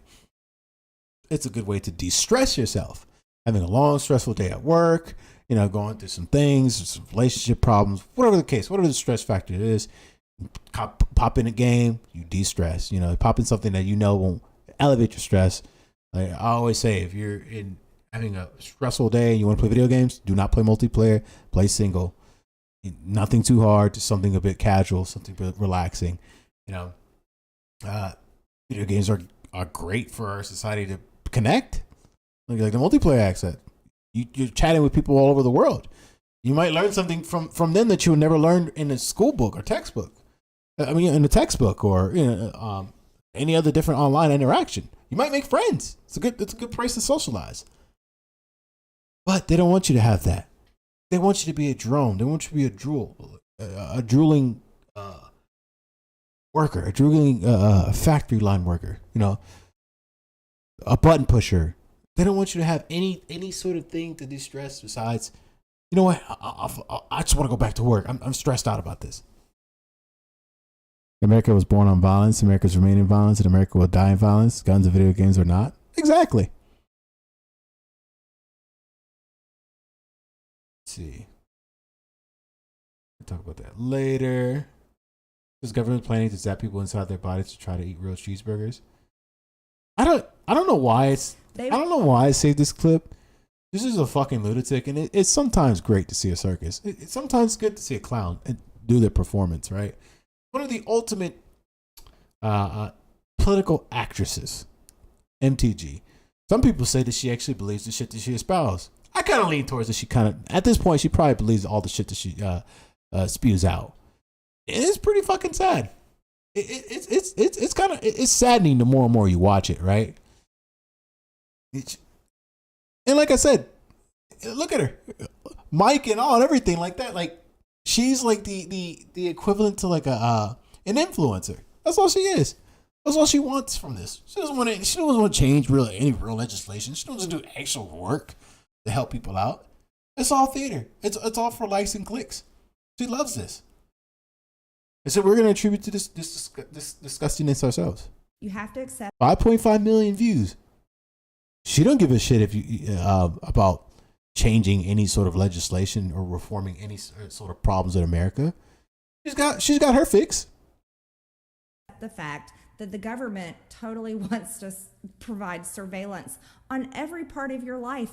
They want to know when you're eating. They want to know if you're eating a cheeseburger, which is very bad because Bill Gates wants you to eat his fake meat that grows in a Peachtree dish. So you'll probably get a little zap inside your body and that's saying, no, don't eat a real cheeseburger. You need to eat the fake burger, the fake meat from Bill Gates. They probably also want to know when you go to the bathroom and if your bowel movements are on time or consistent. I mean, what else do these people want to know? I am so sorry for that clip, and I apologize for every single one of you guys who are watching and watching afterwards. I am so sorry. I did not mean to like be the reason why you lost like almost half your brain cells. I'm sitting here thinking that, oh man, you know, I stumble on words, and sometimes when I say a sentence, I'm like, it probably didn't make any sense. Then I see like MTG speak, and then I'm reminded to myself, and I take a deep breath, like, oh my God, I'm not the biggest fucking idiot around. Thank God. Oh, fucking like shit. But I'm just an average guy who read public documents where the elite said they were going to enslave us and destroy America, and I'm not going to be like yuppie scum and deny the threat to my country. I'm going to fight back. To be frank, the bridge from politicians to influencers is the most honest transitions politicians have ever made. They embrace this performance art. Exactly. But one thing I want you to realize, and I'm going to call it here. MTG, you're going to hear a lot of things coming from her in terms of like any legislation or tangibly changing legislation. Why does my computer do that? She's going to pretend when it's time for her reelection, she's going to pretend like she's going to do all these fixes. You're going to see a whole different side of her when she's up for reelection. I guarantee you. You're going to see documents and notes. You're going to see drafted bills to be like, hey, this is what I'm going to do to fix things, blah, blah, blah, yada, yada. She will have no part of it. And the moment you walk in and you're in that booth and you cast your vote, she already suckered you. You've been finessed. You've been finessed. Trust me. This is fucking sad, dude. There's going to be people who vote for her. There is. And peach tree ditch is not a peach tree. Petri. Petri dish. Gates wants you to eat his fake meat that grows in a peach tree dish. Peach tree dish. Peach tree dish.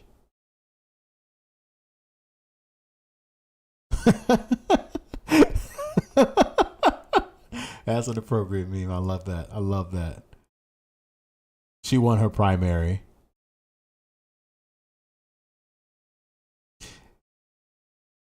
People just like to watch the car crash. Some people like to watch the world burn.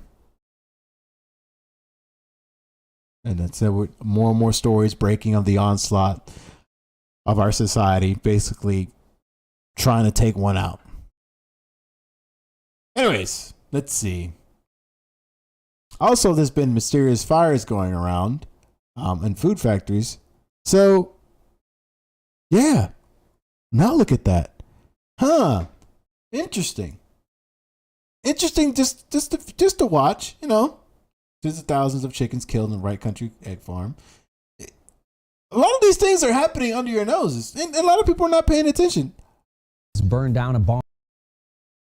Is this happening for like some sort of scammy insurance claim? Tens of thousands of chickens inside in Wright County. The funny thing is, this is happening right now where you're paying attention to the MTG talking about peach tree dishes and fake meat being zapped. It's zapping your body into whatever fucking. I can't even fucking think of it myself because it's so fucking stupid. Yeah, but they want you to watch her and do and walrus clap. That's it. While your food supply is being burned around you. County overnight. The fire happened at Forsman Farms in Howard Lake, causing major damage. You see the smoke still smoldering there. As Kirsten Mitchell shows us, neighbors watched it burn well into the night. It was just unbelievable how quick it grew. It was insane. The Trebesh family thought they'd spend their Saturday night. What was the irony about that? Around their bonfire. Unbelievable how.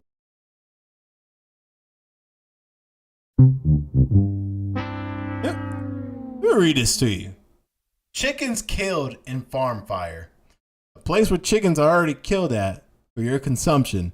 Now we're worried about because the fire got it. They're gonna meet their end anyway. But this shit just it writes itself at this point. This is fucking tragic.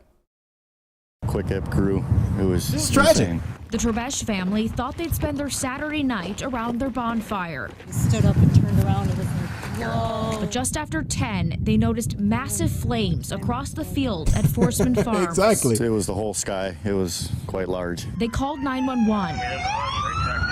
And mostly volunteer firefighters from across the county showed up. Maple Lake Fire. At one point, they were all 200 feet high, double the height of the building, and every gust of wind, you could just see the flame building. It was pretty incredible. A barn housing tens of thousands of chickens was leveled, and what a farm spokesperson calls the flame build. Good God, those eyes. Jesus Christ. That's a handsome bastard. I am not gay. I have relationships with women and sex with men. And I got news for you. That means you're gay. I have to play that. That's a handsome bastard. This guy's like, yeah. This guy's a handsome bastard. It was pretty incredible. a barn housing tens of thousands of chickens was leveled. Look, I have to play that again. That was a handsome bastard right there. I am not gay. I have relationships with women and sex with men. And I got news for you. That means you're gay.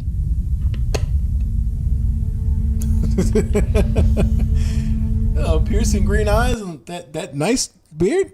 Leveled in what a farm spokesperson calls a tragic accident. Forsman Farm started in 1918, and now the fourth-generation family farm sells more than 3 million eggs per day to some of the nation's largest retailers. They said in part, no one was injured, and we are grateful that first responders were quickly on scene. Food shortage? I need the what you call it, the conspiracy one. Food shortage? Mission failed. We'll get them next time. Food shortage? I don't know. To put out the fire. Unfortunately, chickens were lost because of the fire. It's kind of a hard hit because we're already struggling, you know, with the eggs and the cost of stuff, and that takes kind of a bite out of the market. Eddie Olson heard it on his scanner. Fires are scary in general, but when you see something to that scale, you know, out of control, it's just hard. Repeat that for the people in the back, okay? Please. You know, think about the chickens, a bite out of the market. Eddie Olson. The cost of stuff, and that takes kind of a bite out of the market. Look, I'm just an average guy. I'm just an average guy who read public documents where the elite said they were going to enslave us and destroy America, and I'm not going to be like yuppie scum and deny the threat to my country. I'm going to fight back. Interesting. There's certain agencies, there's certain lettered agencies, and I'm just being conspiratorial. I'm not saying this is true. Might be genuine. That sometimes that are used to orchestrate certain crises and events, like not like this hasn't happened in America, where we start to feel some shifts in our lifestyles, in our livelihoods, right? And people will use these manufactured crises to enrich themselves. But that's in line with conspiracies. Maybe not. We don't know. Like I said, we're gonna sit on this and just wait until it develops. Who knows, right? Who knows? Eddie Olson heard it on his scanner. Fires are scary in general, but when you see something to that scale, you know, out of control, it's just hard to, you know, think about the chickens, the company, you know, people that work there. A big hit in a small town. We know how big of a loss it is for, you know, a big company like that and a family, and, you know, I mean, everybody knows everybody. We know people in the fire department. We go to school with these people, so it's a big loss. In Wright County, Kirsten Mitchell, WCCO 4 News. The farm is still evaluating the extent of the damage as investigators work to determine its cause. Interesting. Just on a clip with the depth report on food processing plants being hit. What is this?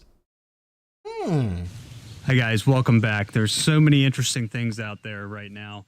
And one of the things that has popped up in recent days, and I would attribute part of this to an FBI warning that came out just 2 days ago, is that the thought process that our food supply system is under attack. And so the FBI notice was basically, I don't know if this guy's a Chet or not. I'm literally just gonna watch some clips. A warning to farmers, farming co-ops, agricultural producers, food producers, that they could be targets of cyber attacks, especially the larger ones who have money to pay for the ransom of these cyber attacks. And the FBI was saying this is just the perfect timing for it because food supplies are tight, as we all know. Food prices are really high. And so some of these companies, some of these larger organizations that get hacked would be most likely willing to pay the ransom to be able to feed people, as well as make some money. That was the FBI's excuse for that. But it's caused a lot of speculation as to whether or not, something with the war with Ukraine and Russia might be triggering attacks on our food supply system. So what I wanted to do is go through a few things with you, and then I'm going to bring up a few things from the past couple of years to help bring this into a different type of perspective. And Yes. maybe we can come up with a solution. Shout out to this guy because he's doing the research. Okay, shout out to him. I don't know if he's an absolute reactionary, but they even use non-manufactured crisis. Exactly. Where's this at, please? For those 200,000 burned to death, aren't we up to 30 food factories now? 33, I saw it earlier. Huh. There's this, but way behind the actual number. How much? There we go. Look at that. Oh my God. That's terrible. Why is my computer slowing down? Oh. I can't change because I'm already there. Let's see. I don't think I can enlarge. Can I enlarge it? Okay, I can enlarge it to a degree. Gotta play with this a little bit. Bear with me here. Play with this a little bit.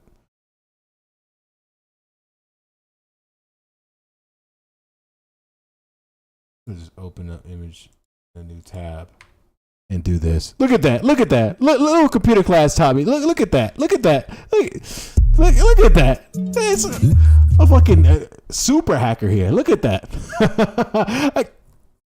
Easier, right? All right, work smarter, not harder, right? All right. 4/21/22, plane crashed into General Mills plant in Georgia. 4/19. Okay, so this is descending order, I guess. Oh no, this is just scattered. Okay. 4/19/22, fire destroys Azuro Standard headquarters in Oregon, the largest independent food distributor in the U.S. 4/14/22, Taylor's Farm packaging buildings into Salinas, California, deemed a total loss. 4/13/22, plane crashes into Idaho potato and food processing plant. It's a lot of plane crashes. Huh. What is the percentage of plane crashing in America?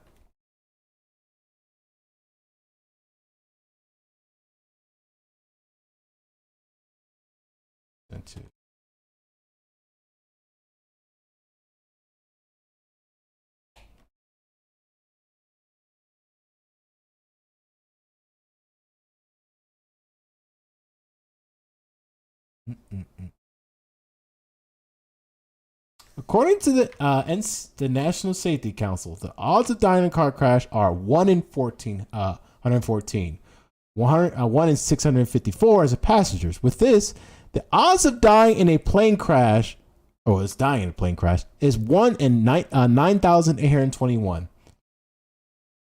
I don't want to see car crashes. Here we go. Plane crashes by year. Despite the total number of passengers having increased from 2.7 billion in 2010 to 4.5 billion in 2019, you can see that the number of plane crashes a year has largely remained steady or even decreased.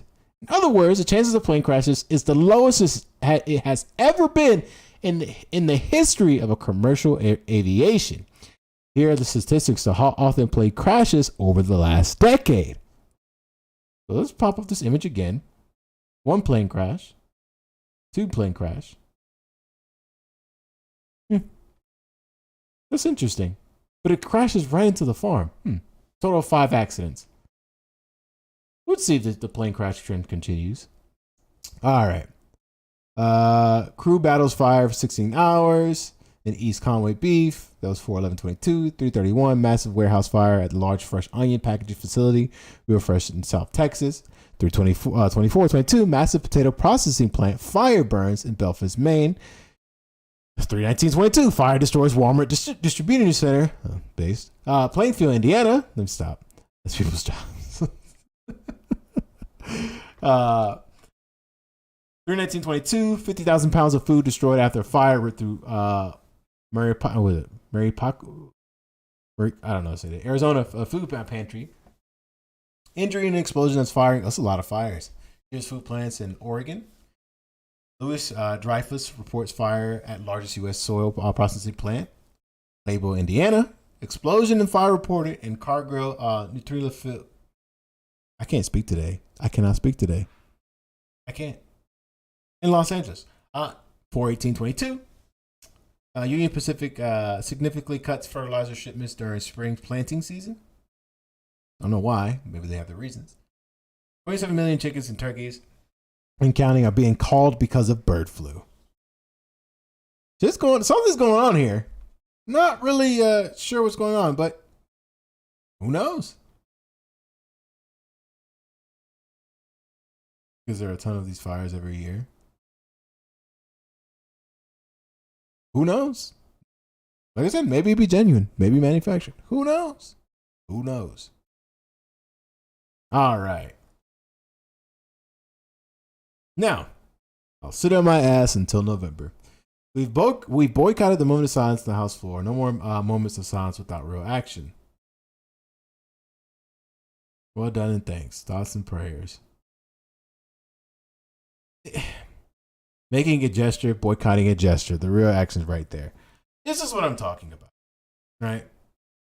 This is the game that's being played on you, right? You're being shown these pictures, and Democrats love doing this. They love doing this. They'll say, "Oh, look, we did this injustice. We sat there, and we basically we did nothing to serve we did nothing to do nothing to serve no one, right?" This is basically what they're telling you. I'll say that again slower. We did nothing. We said nothing to serve no one, right? But we did something to do nothing to serve no one. That's the motto, all right? Think about that every time you hear about Democrats. We said something, did nothing to serve no one. I'm all for LGBTQ plus rights. All for it. But you got to introduce bills. You got to get in the face of these people who, the opposing conservatives. You got to fucking scream from the rooftops when you go into these media cycles. You have to go into these independent media sources and speak to them like, "Hey, we're going to do this. I'm drafting this bill. Here's this bill. Here's a copy of this bill. Here's the legislation for it. Here's all the people who said that they're not voting for it. We know what to do with them. Make sure you kick them out. Here's all their handlers, names, numbers." That would be action. I'll look back and say, "Oh, damn, you're doing something about it." As our trans people suffer like crazy, especially these culturally, especially as further and further as our culture divides, a lot of our trans and LGBTQ people are suffering, right? Are suffering, and their voices are being muffled out, and they're facing real consequences out there for just being them. These politicians are not going to save you. They're gonna wear that rainbow. They're gonna wear all. They're gonna do all the theater that they can in front of you, right? They're gonna do the dance. They're gonna do the dog and pony show, where it's just small gestures, small. It's Democrats love the aesthetics of activism. They love the symbolism. They love symbolism. They love doing that, right? So they can grandstand and sit in their pedestal and say that they did something, when in actuality all they did was spew words. You gotta be careful for this. You have to recognize this. A lot of people are starting to wake up to this, especially when it comes to large corporations. Like they're changed their profile pictures to a rainbow flag, right? And then, as soon as the month is over, they'll change it back. It just goes to show you, you're nothing but a tool to them. You're not the tool to them. A tool to make ends meet. But people are starting to realize now too. They are nothing without you. And the more and more people recognize this, the more change is actually going to happen. But here in the Political Black Pill, we're just going to sit back and watch. All right. Returning back to our common theme of political theater. Your boy, Scalise, airplanes were used on 9/11 as a weapon to kill thousands of people and to inflict terror on our country. There wasn't a conversation about banning airplanes, GOP Steve Scalise saying while arguing against gun control measures. That wasn't possible. So here's something that I'm going to get into. And I'm also going to do a little short on YouTube about this too. And it's been something that's been festering in my mind for a while, especially these common talking points and how to counter these common talking points in a short and concise manner. Because a lot of the times you'll see people on the left, they're very mostly like, how do I say this? Well-educated, well-meaning people on the left, they'll like to over-explain things. And a lot of people, they tune out, unless you're doing like a podcast or show or whatever. But they like when their online interactions or the day-to-day interactions with people who like don't consume this type of content on a day-to-day basis and follow up with it, especially in the lines of politics. All they know is just the talking points. The norm, we can call them the normies of society. All they know is just the quick, fast talking points to make them feel well. And if you don't know how to counter that, then you're just stuck there, trying to over-explain to a person who's already checked out the moment you reached into your minute-long spiel or your 10-minute spiel about how the complexities of the common issues that's plaguing our society. And airplanes were used that day, problems that were creating those attacks. And airplanes were used that day as the weapon to kill thousands of people and to inflict terror on our country. There wasn't a conversation about banning airplanes. There was a conversation about connecting the dots. How can we try to figure out if there are signs we can see to stop the next attack from happening? And some people might have thought that wasn't possible. And yet, because Congress came together and focused on the root cause of the problem, thank God we have been able to stop other attacks on our homeland. And there have been many problems that were creating those attacks. And airplanes were used that day as the weapon to kill thousands of people and to inflict terror on our country. There wasn't a conversation about banning airplanes. There was a conversation about connecting the dots. How can we try to figure out if there are signs we can see to stop the next attack from happening? And some people might have thought that wasn't possible. And yet, because Congress came together and focused on the root cause of the problem, thank God we have been able to stop other attacks on our homeland. And there have been many problems that were created. So here's the thing, right? A lot of this is hypocritical and honestly disturbs me to think about it. My problem is the current government is militarizing its police who bother the anti-cop protesters and stand outside school shootings while trying to regulate citizen firearms. I'm not against I'm not against firearms, right? It's something when I was listening to an interview, and it was an interview of Michio Kaku. It was an old interview. I love listening to this old interview because I'm a heavy futurist, right? And I love listening to what our society can be, with the potentials of our society, coming from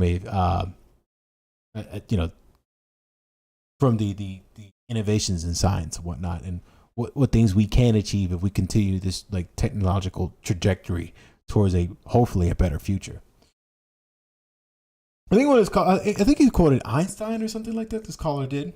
He says that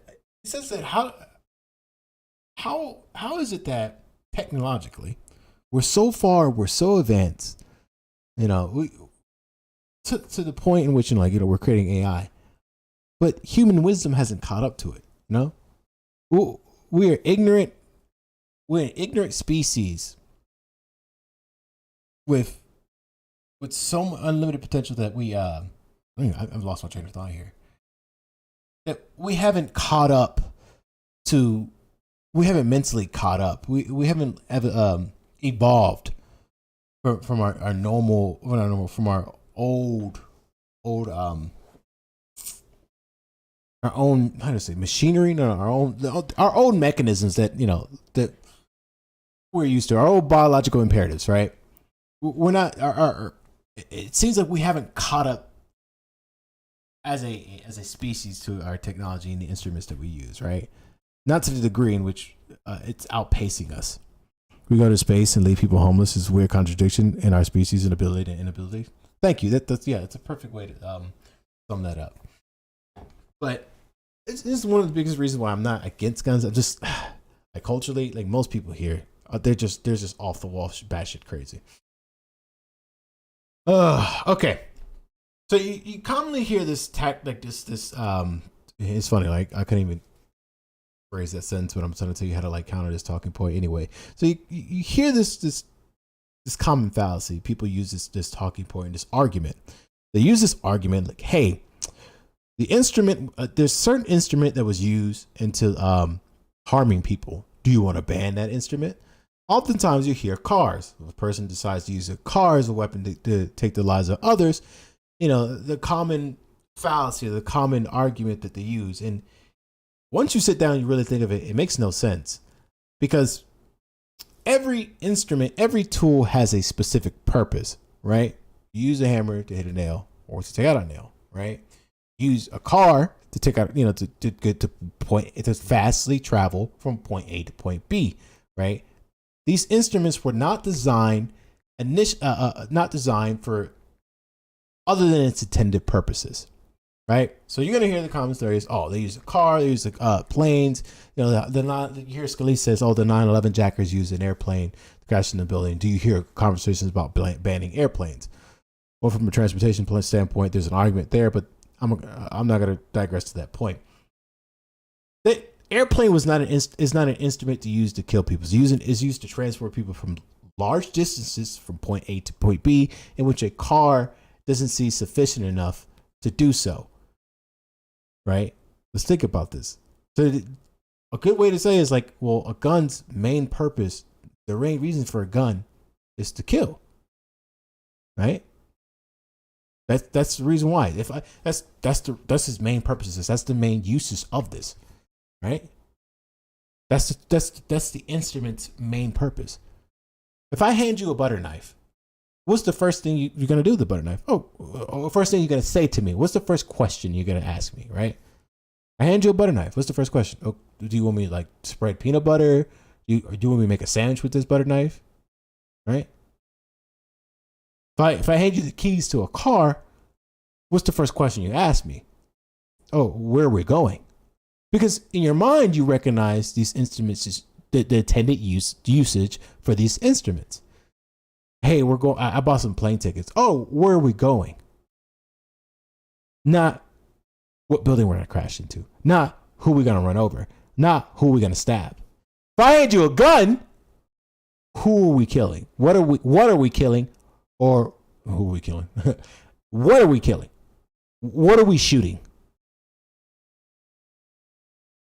You see how like contextually like that's always left out, just to make these like these fallacious arguments that basically once you sit down and you think of it, contextually means nothing. It's to drive in an emotional response from you.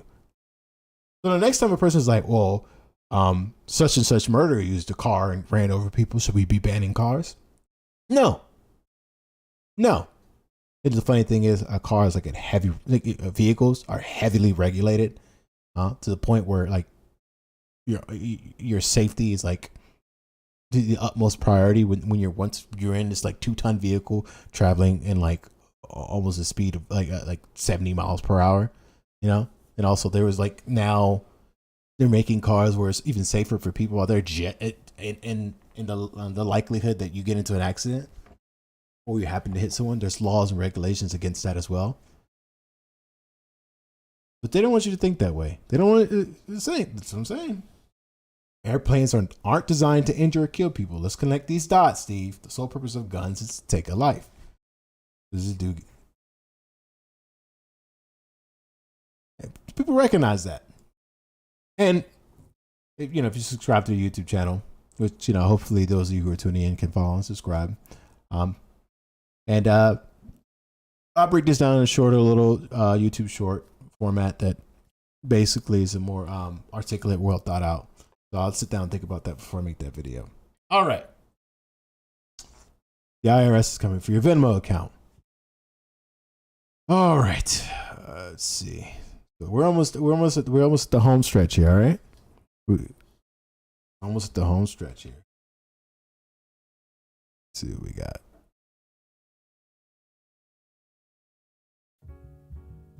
Almost at the home stretch.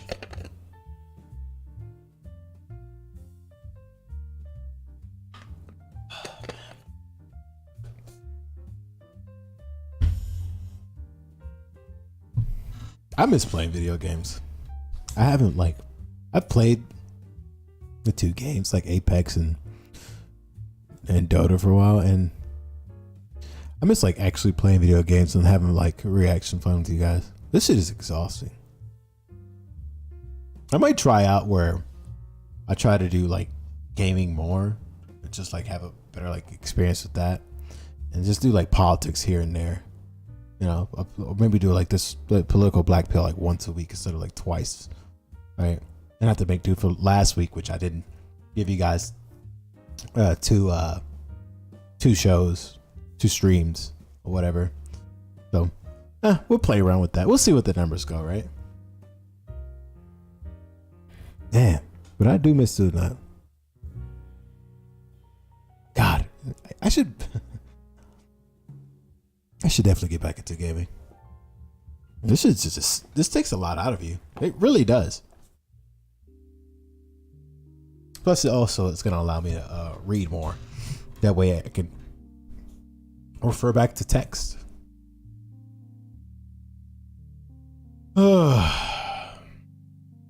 Okay.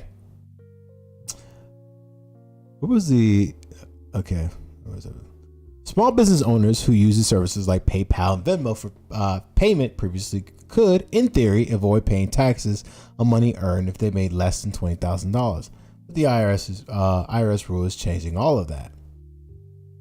Under the rule, sellers who receive payments of more than $600, I'm sorry, this is probably small for those who barely read, squinting their eyes, on these services will see that income reported to the IRS. That means business owners, as well as people who periodically empty their closets on eBay, will get a 1099-K from any platform where their income is over $600. Isn't this fucking crazy? You know what's intriguing to me, especially when I read stories like this? We can't raise a percentage on the upper elites of our society to pay their fair share of taxes. A lot, as most liberals will argue, but they can draft the legislation, get the bill passed, and everything when it comes to getting your money. They can make any sort of laws just to take from your wallet. Think about that. Okay. Because Venmo and other platforms don't make it easy to categorize transactions, entrepreneurs say the rule will create an administrative headache. One way to reduce confusion would be to separate payments by platform or account, but that's not always practical. Tech companies are coming out in force against this rule, aghast at the prospect of collecting tax ID numbers for millions of clients and serving as enforcers against non-complaint customers. It's a good way to skirt around taxes that some small business people do, If they ran their gigs as businesses, they could still find ample opportunity to make deductions from taxes. And with this, a lot of landlords that thought that they were smart about to get got. Thank God for Zella. Zella's not safe either. Government tax is laughing somewhere. Yeah, they could find a law and immediately take money from your small transactions. And who's to say that like, you do services for people, you clean around, you just, instead of collecting cash, which you don't want to carry around and that most people don't really use nowadays, you just say, hey, let me cash up to you. Let me Venmo you this money. Oh, okay. Oh, here's $100 here. Here's $100 for another person's house clean. Here's another, person's lawn that you grass you cut. You get $100 from them. And all of a sudden you get past the 600 threshold. No, guess what? You're a small business to the IRS and we're coming after that money. And also, we're going to reduce your wages. You starting to see the trend here? I hope you are. I hope you're paying attention. Because you're going to realize. You're a victim. Here we go, CSI. You're a victim. All right, let's see more bullshit. Representative Katie Portland calls out Heritage Foundation legal analysis Amy Swear for misleading the public about the impact of the House gun control bill. Swear, how dare you, Porter? How dare you mistake the law? I love this shit.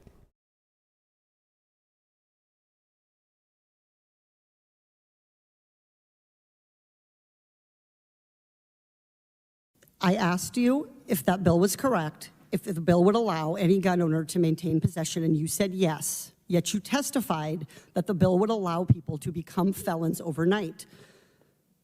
Earlier today, you testified that you hoped that this was the last time you testified before Congress.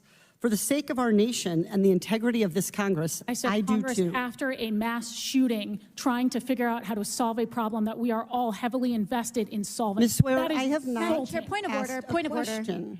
How dare She said one thing that I just have to. This is just all a fucking act. And you know where I found this act at? This was the last time you testified before Congress. For the sake of our nation and the integrity of this Congress. For the integrity of this Congress. Yeah.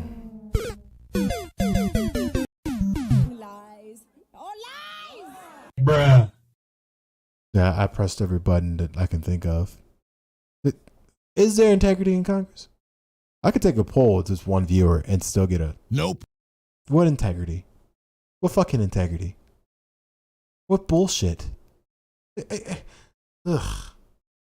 I said Congress, after a mass shooting, trying to figure out how to solve a problem that we are all heavily invested in solving. Ms. Swear, That is I have not insulting. point of order, point of order. How dare you? Reclaiming my time. How dare you misstate the law? How dare you at ask questions legislation that you do not even want an answer to? Ms. Swear, I'm moving on. I asked. Huh? What? Asked you if that bill was correct, if the bill would allow any gun owner to maintain possession, and you said yes. Yet you testified that the bill would allow people to become felons overnight. Earlier today, you testified that you hoped that this was the last time you testified before Congress. For the sake of our nation and the integrity of this Congress, I said I do Congress, too. after a mass shooting. This is fucking tragic, dude. This is just emotional damage. And the liberals are fucking creaming their pants now. I'm no fan of the fucking Heritage Foundation either. Those are all fucking ghouls. They're all fucking ghouls. But I'm not falling for this nonsense. If I don't see, you lied on an oath in Congress. That's breaking the law, right? All right, Sergeant at Arms, take her to prison. You lied.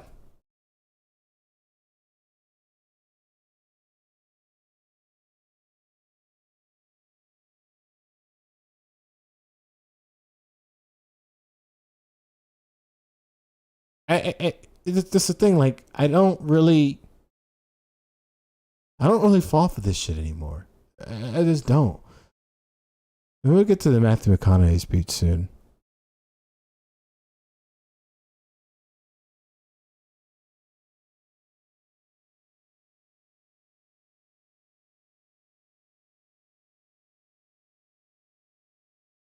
I knew that was Frank Zappa as soon as I saw him. People to be ignorant with style. Schools train people to be ignorant with style. They give you the equipment that you need to be a functional ignoramus. American schools do not equip you to deal with things like logic. They don't give you the criteria by which to judge between good and bad in any medium or format. And they prepare you to be a usable victim for a military-industrial complex that needs manpower. As long as you're just smart enough to do a job and just dumb enough to swallow what they feed you, you're going to be all right.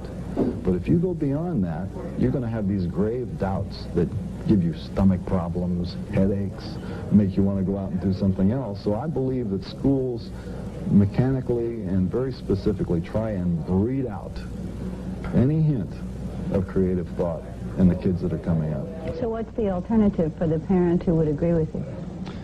Well, remember that the school isn't the only place that a child gets educated. If you realize that the schools are doing damage, and I believe this, I believe that schools do a lot of damage to kids, then you should do what you can at home to help give them something to counteract what's happening to them at school. You mean encourage creativity? Encourage them to read things other than what the school gives them. Encourage them to watch things on television other than cartoons, because I don't believe that television is all bad, and some things that are on are very useful. And give them some support. Let them feel that you as a parent want them to be smart, not just to be successful, not just to be a nice little person, that you want them to develop their thinking apparatus. Isn't that interesting? The more and more, like, you start to read books, you see old interviews, the old philosophers of our times, the older celebrities, the past, they've already been warning about what's going on, what's transpiring today. They've already warned us about it. But for some odd reason, none of these gems, none of these things that you wish you would have known when you were younger, or you wish your parents would have taught you, none of it really passed down to you. I wonder why that is. It almost seems like we have an industry whose main use is to keep you fooled, to keep you from second guessing, to keep you from asking proper questions, not the right questions, proper questions, and probing into what's actually going on in front of you, right? It seems like now, like I stated before, like more and more, it's like more and more of the headline is thought about than the actual story itself, because they know like most people just won't read it. They're more like this school isn't it? The public school is almost an indoctrination camp, and some private schools too, but mostly. And that's what I'm saying. Going back to being an active parent, Frank Zappa already wrapped it up. There's nothing much I'm going to say. He said what it needs to be said. All right. Oof.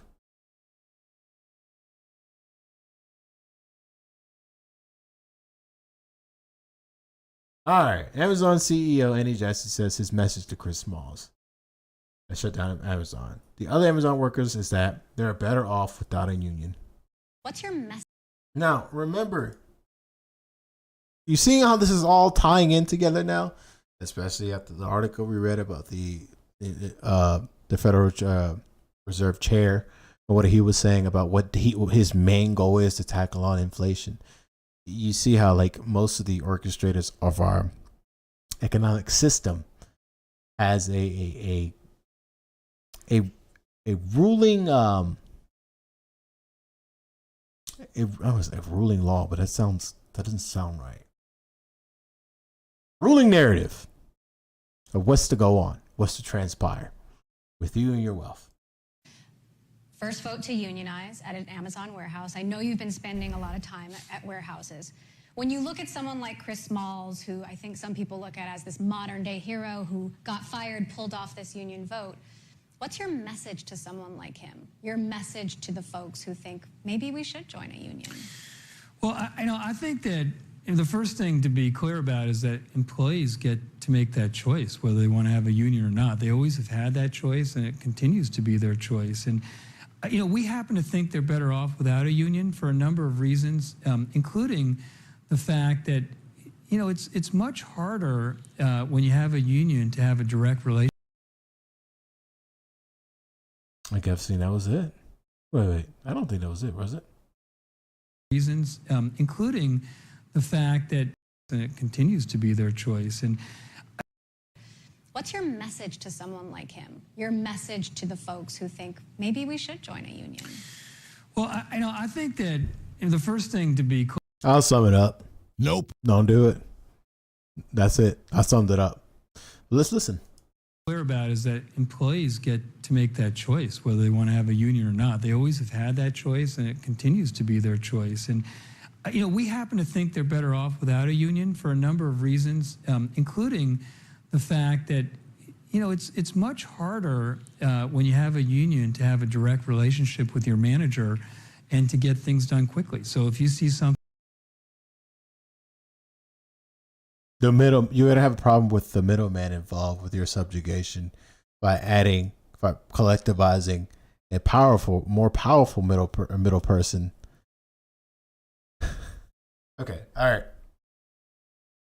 Thing on the line that you think could be better for your team or you or your customers, you can't just go to your manager and say, let's change this. There's a whole process in bureaucracy that you have to go through to be able to do that.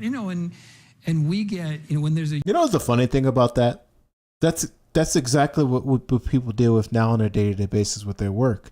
A lot of people have this idea that these managers are can wield so much power. No, they barely had enough power as it is. This is wield it maniacally, the little power that they have, right? Their job is not to manage. They have little say-so in major changes that need to be done. Go to your manager and ask for a raise and watch them fucking quiver. Oh shit, this person is gonna realize that I really can't have a say-so, and I need to go through a shit ton of red tape and a shit ton of people just to get you the raise that you're asking for. Union, we're going to get the feedback filtered by what the union decides is worth bringing up, and we'd much rather hear from every employee whatever is on their mind. And so bullshit, just bullshit, man. I think if you want to continue to have the structure that we've had for all this time, you have to have really competitive benefits. And then I think if you look at Amazon's, they're very unusual in this space. We championed the $15 minimum wage several years ago. The starting salary is now over $18 an hour, which is more than double the federal minimum wage. You get full health insurance and 401k and 20 weeks, up to 20 weeks of parental. I'll translate this. You get $18 starting, depending on your location, depending on locale, depending on demand, depending on all these other variables in which companies factor in before they actually pay you that. What else he said? You have competitive benefits. Well, yeah, if you have nothing but shit benefits that basically you don't have the luxury, you don't have the health benefit, you don't have the benefits that's accommodating to your particular lifestyle, right? If that is offered, you're gonna be paying a shit ton more than what you're gonna be paying. Almost a shit ton of percentage, a large percentage of your check is gonna go to this health. So they say all these buzzwords, but in actuality, they're feeding you a plate of shit. Of course, they can afford to pay their workers way more. They can afford to make sure they can provide better benefits for them working in their sweat fields, the sweat factories. If you want to get a college education, you haven't had one, we have a career choice program that lets our. Usually these career choice programs are oftentimes scam schools or online schools who are trying to get their accreditation, and it's only particular subjects. It's only for a particular time. Good luck getting through the sea of red tape for you to actually be approved of these like reimbursement things. These are the things that they don't tell you up front. They just don't tell you these things. Fulfillment Center. It's all fanciful words. It's golded. It's a gold covered shit nugget. That's all that is. The gold covered shit nugget. Associates be able to do so. That is a very unusual and compelling set of benefits, and those were all accomplished without a union. So, I think that we realize that we have to continue to. Most of the times because it's mediocre. If you think that for some reason, let's look it up. If I keep continue on.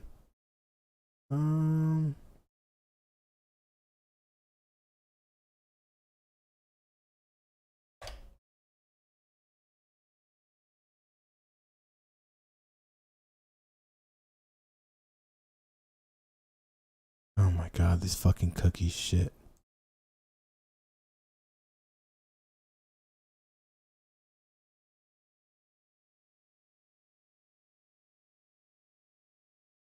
Okay, so this is not a.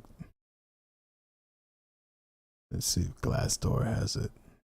Play this real quick.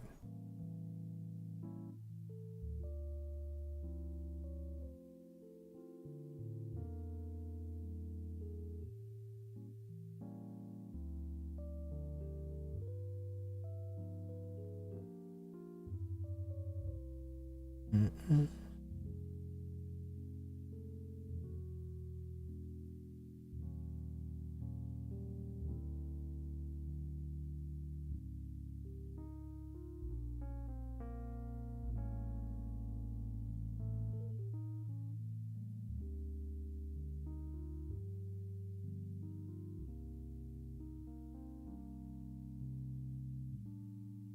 Oh shit, this has been review bombed. Oh my God.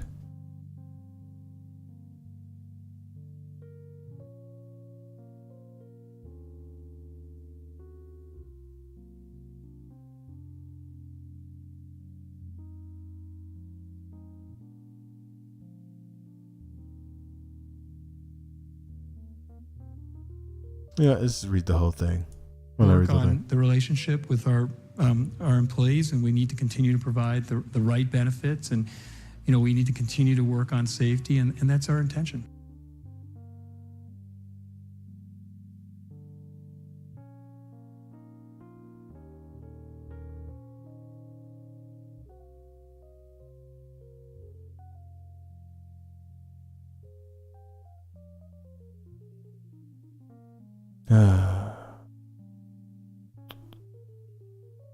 I'm trying to find like I'm finding like the benefits, but they're always that the vague like definitional like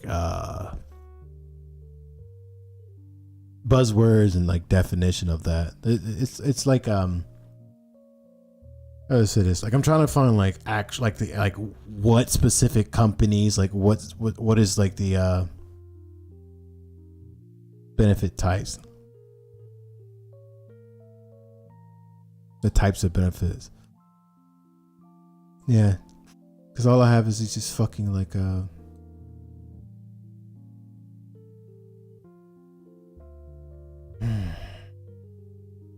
trying to find a good place.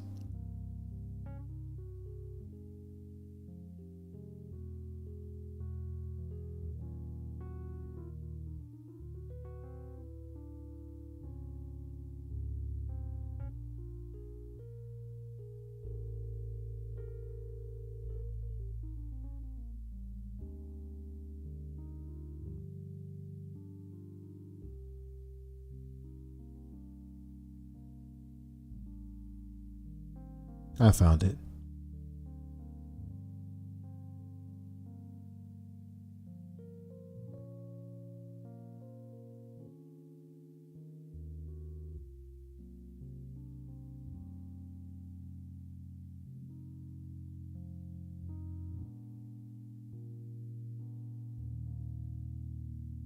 All right. This is what I found. I'm gonna go through all of it, but let's get through what we can get through. Let's see. Network option at the cross, shared deductible plan. Deductibles shouldn't exist anyway. 1,000 employee. So high deductible plans, 90% coverage on certain procedures. We know how the our healthcare system works. Standard plan, in network, $300 a person. That's deductible. Out of pocket maximum. Doesn't seem too bad. Dental. Plan year maximum. Plan year minimum. You're gonna hit that 1,500 real quick with dental, by the way. Vision. Usually vision insurance is decent. It's good. It's decent. Infertility benefits. 401k plan. For every $1 contribute, you make it to 4%. That's more 401k plans. Wait till that's rescinded or stolen from you. Employee restricted stock options, stock units. At Amazon, most employees have the ability to become owners of the company through the granting of vesting of restricted stock units, RSUs, depending on your job level. And then if you're scheduled to work 30 hours per week, you're eligible to receive a grant of RSUs that vest over time and according with the plan documents have an opportunity to additional RSUs. I would always employ people to take this option if your employee offers this. Reason being, sometimes those stocks is higher payment than what you actually make. That's kind of sad, actually. FSA, every company has that because basically you're paying into it yourself. It's basically a savings account for insurance. Disability insurance, life and accidental death, and dismemberment insurance. So basically your standard wild varieties insurance, nothing fanciful, nothing 100% covered, mostly leaning on you for the effort of like getting things taken care of when it comes to your health. Leave of absence. In general, leave of absence are available to eligible employees for time off due to qualifying medical conditions or to care for qualified members experiencing medical conditions. Other types of leave may include birth, adoption, replacement of a new child, pregnancy, blah, blah, blah. Most leaves are unpaid, except some pregnancies and parental leaves, and some portions of jury, witness, and military and government laws. All leaves have various time lengths. Some leaves type may require certification or approval of your manager or human resources. So it's just standard cookie cutter, drummed up insurances to basically minimize the amount that Amazon has to pay to these companies and to maximize your suffering going through it. All right. Amazon CEO claims it's much harder when you have a union to have a direct relationship with your manager and to get things done quickly. Clown. Asinine how they ask his opinion of all this. It's like asking a fox if the chickens are protected well enough. Trust me, I'm a professional.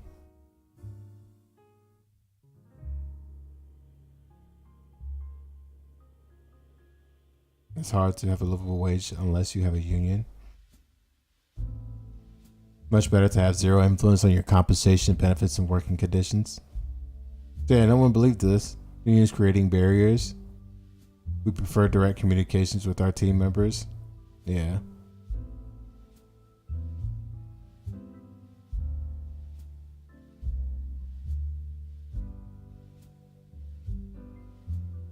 The most terrifying words in the English language are, I am a CEO of a for-profit corporation and I'm here to help.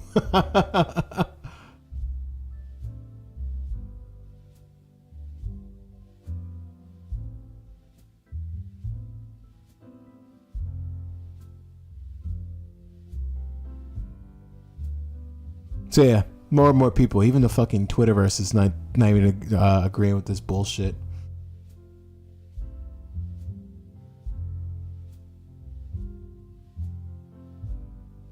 Just let them unionize. It was funny too. It's their fault that they did. There's no one to blame but themselves. It really is. You think about it. Like On this vote, the yeas are 223, the nays are 204. The bill is passed.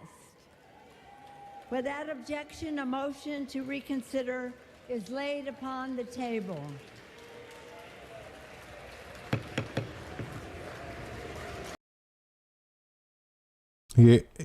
House passes Protecting Our Kids Act, gun legislation package. So here's what's gonna happen. But first, let's see what's in the bill. What's drafted on the bill first.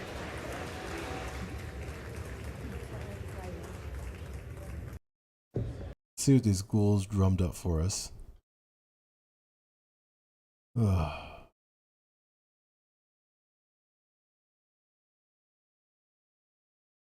No, what did they do? I didn't see that, bro.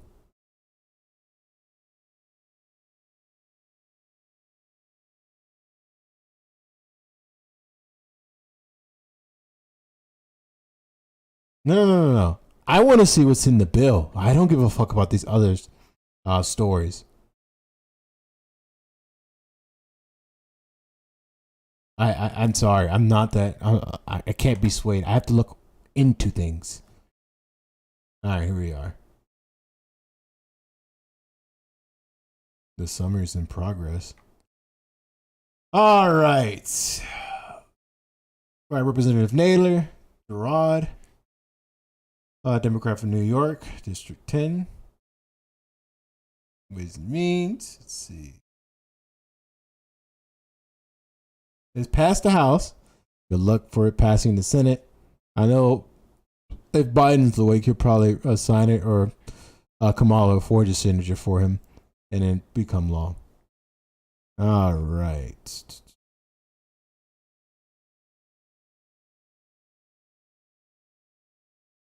Short title, table of contents. Okay, so I'm gonna play some music and then we're gonna get some snippets from this bill. You see what I'm talking about here? We're actually reading the bill. What you know what? Let me ask you guys something. What other content creator literally pulls up the bill? Think really? Even if I'm a dumbass in your eyes, what other content creator pulls up the bill itself? Pulls up the FBI reports? Pulls up the charts and the data? And like ham-hawkishly like tries to like read and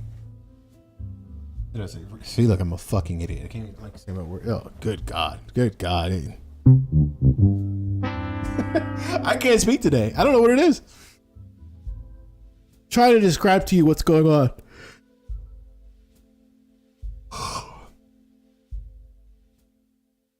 It's like I'm having like the tip of the tongue every time I have like the word I want to say or the phrase I'm trying to say to really hammer home a point.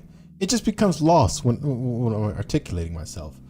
It's really frustrating, and it's probably you can attribute that to probably taking too much time off streaming, as I'm not, so I'm getting warmed back up to this. Even though I streamed a couple days ago, but this is not as easy as it looks, What my dog was doing. But let's pull that up too. But yeah, who does this? Who actually pulls up the bill?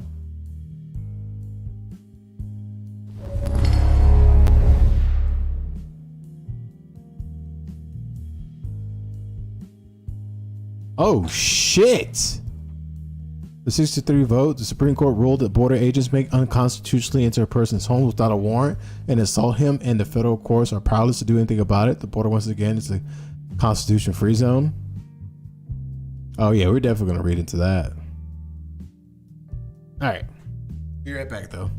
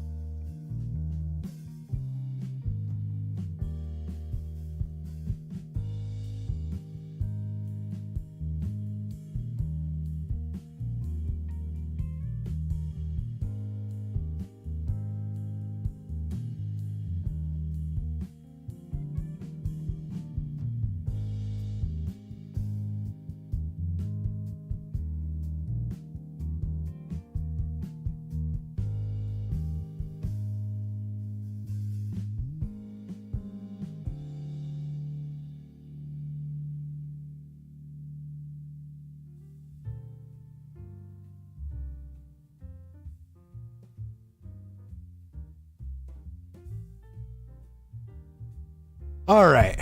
I gotta give something to keep me a little bit warm because it's getting a little bit chilly in my house. Isn't that crazy? All right, so yeah, this is exactly how I get when I read bills, but we read it anyway. Does the jazz music help? Sure. Section 101, prohibition on the federal firearms license selling or delivering certain semi-automatic center fire rifles or semi-automatic centerfire shotguns to a person under 21 years of age, with exceptions. All right. Any firearms or ammunition.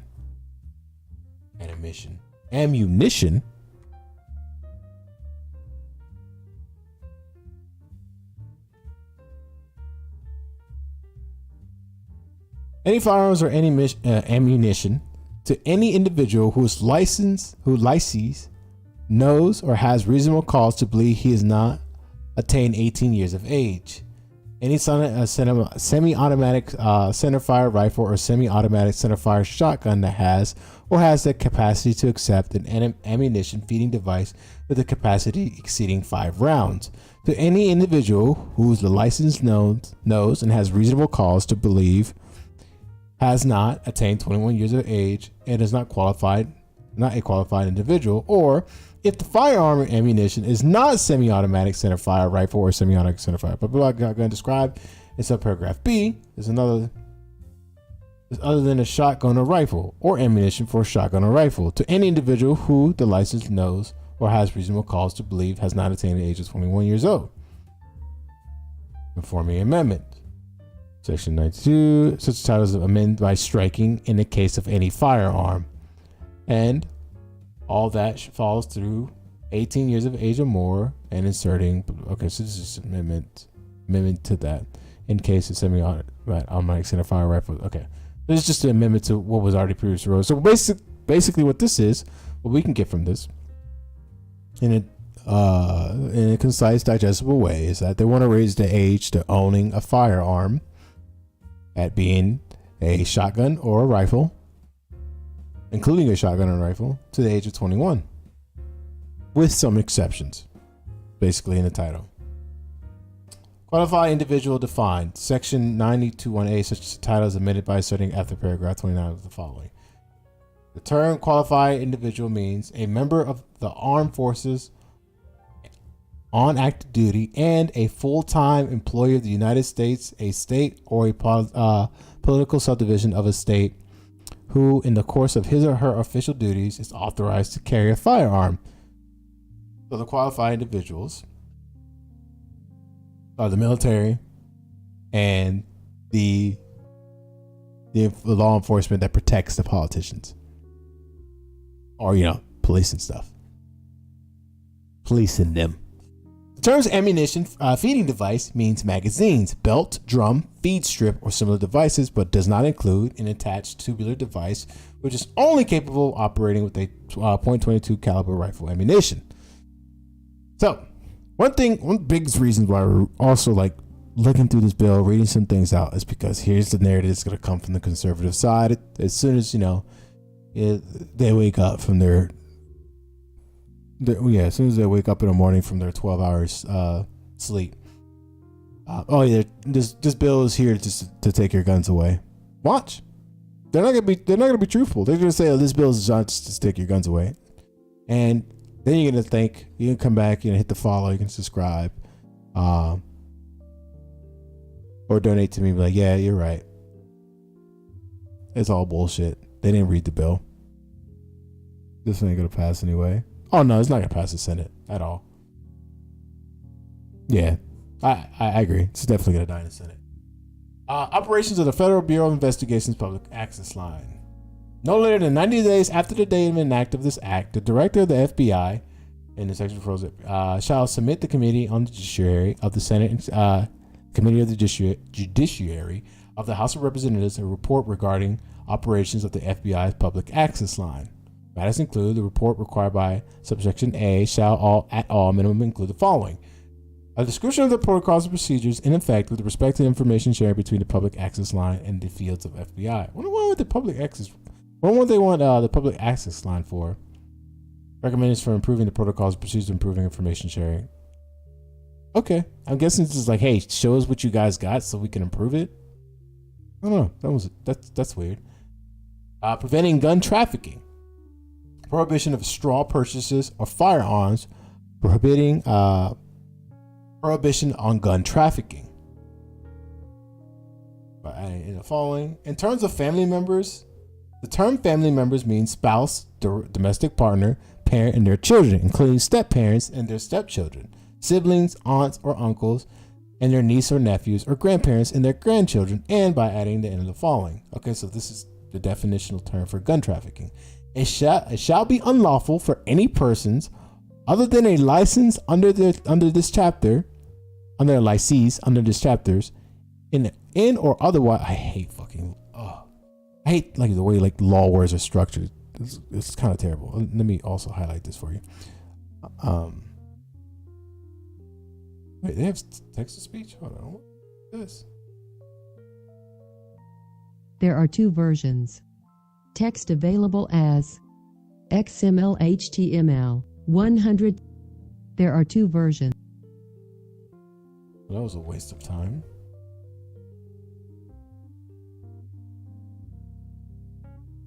That was a waste of fucking time using that. That doesn't work. The irony, right? All right. In or otherwise affecting interstate or foreign commerce. Oh, yeah, okay. I was reading the first one. I apologize. That whole text-to-speech thing just threw me off, okay? You just... Alright. In other words, affecting interstate foreign, acquire, purchase firearms, possession third parties, shall not for any person that are licensed, and otherwise affecting interstate or foreign commerce to hire, solicit, command, induce, or otherwise endeavor to persuade another person to purchase or attempt to purchase any firearms for the purpose of obtaining the firearms for the persons or selling or transferring the firearms to a third party. The Attorney General shall ensure that the firearm transaction record form required to be completed in connection with the firearm transaction, including a statement outlining the penalties that may impose for the violated subsection. This section shall not apply to any firearms if the purchaser or person acquiring a firearm has no reason to believe that the recipient of the firearms will use or intend to use the firearms in a crime or is prohibited from purchasing it or possessing firearms under state or federal law and the firearm is purchased by acquiring by any persons, or that any person's attempt to purchase or acquire. This screams law student writing, as a bona fide gift between family members, or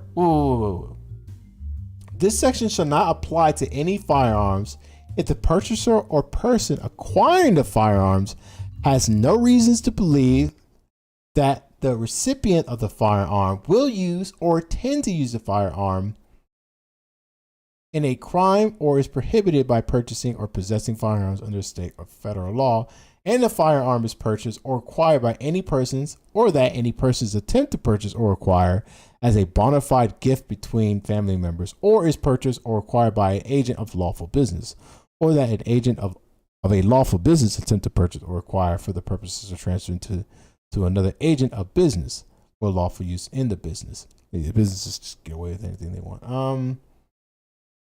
So let me understand this correctly.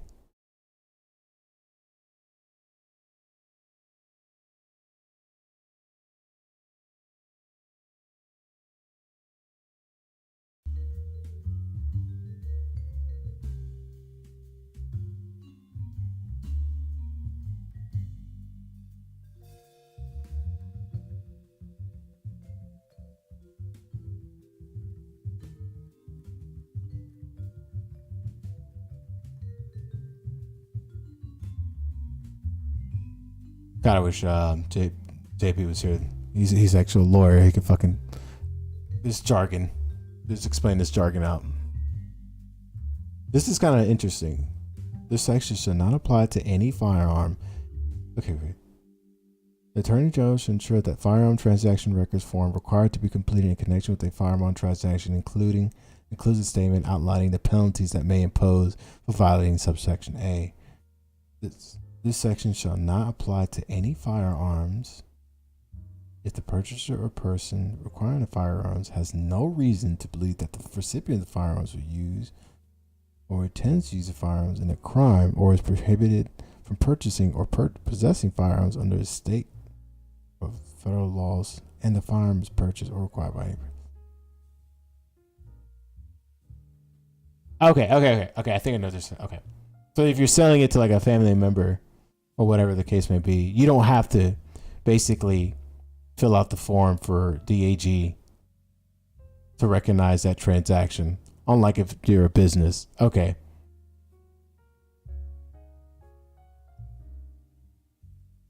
Yeah, the bona fide gift between family members. Okay. All right. Forfeiture. Okay.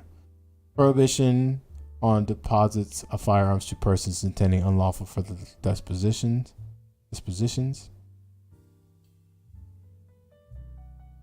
Isn't otherwise supposed dispose of firearms or ammunition in violation of federal law, or sell or otherwise dispose of firearms in another state in violation of the law of that state. Penalties. Whoever knowingly violates shall be fined under this title, in prison not more than 10 years or both. Firearms subject to forfeiture. Okay, so this is the part that's probably getting messed up. This is the part that's probably getting mixed up. Jesus Christ.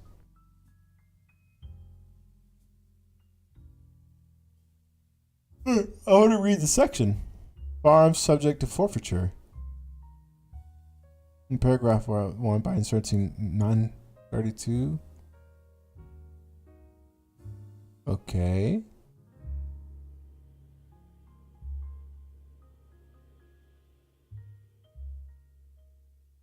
Okay. Untraceable firearms. Requirement that all firearms should be traceable. The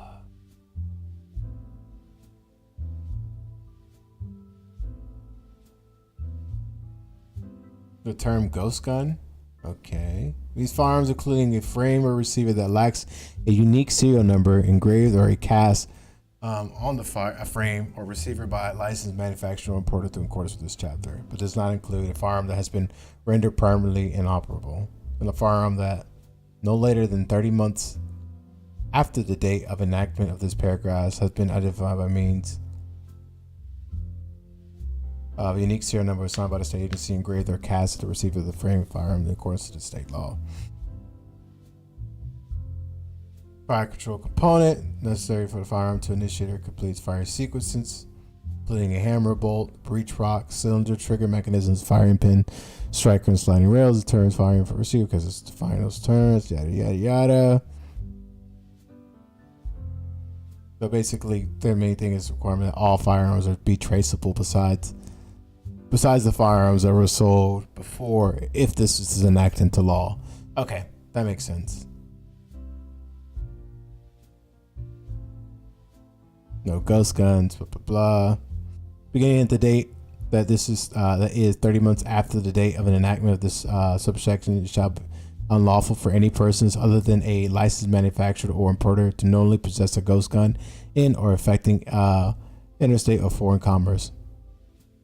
It's being unlawful for a person other than the licensed manufacturer or importer to engrave or cast a serial number on a firearm in affecting interstate or foreign commerce, unless specified, specifically authorized by the AG. God damn, dude, they can just do what the fuck they want in the government, can't they?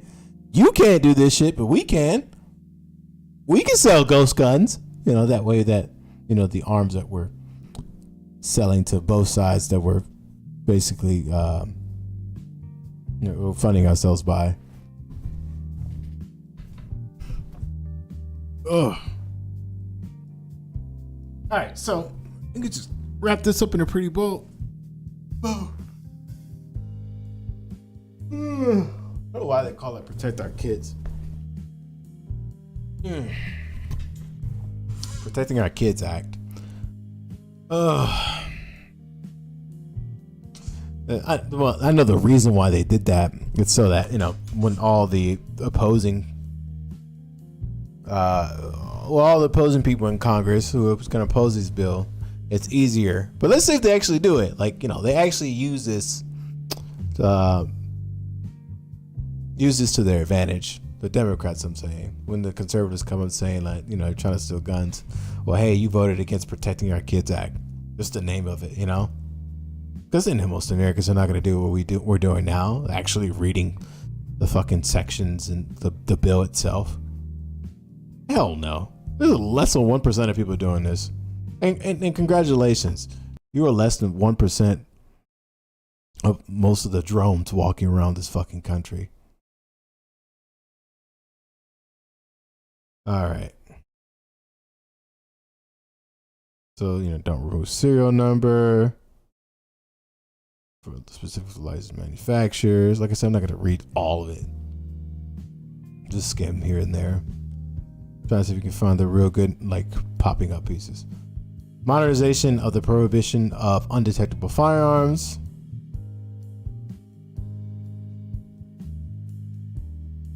Safe storage.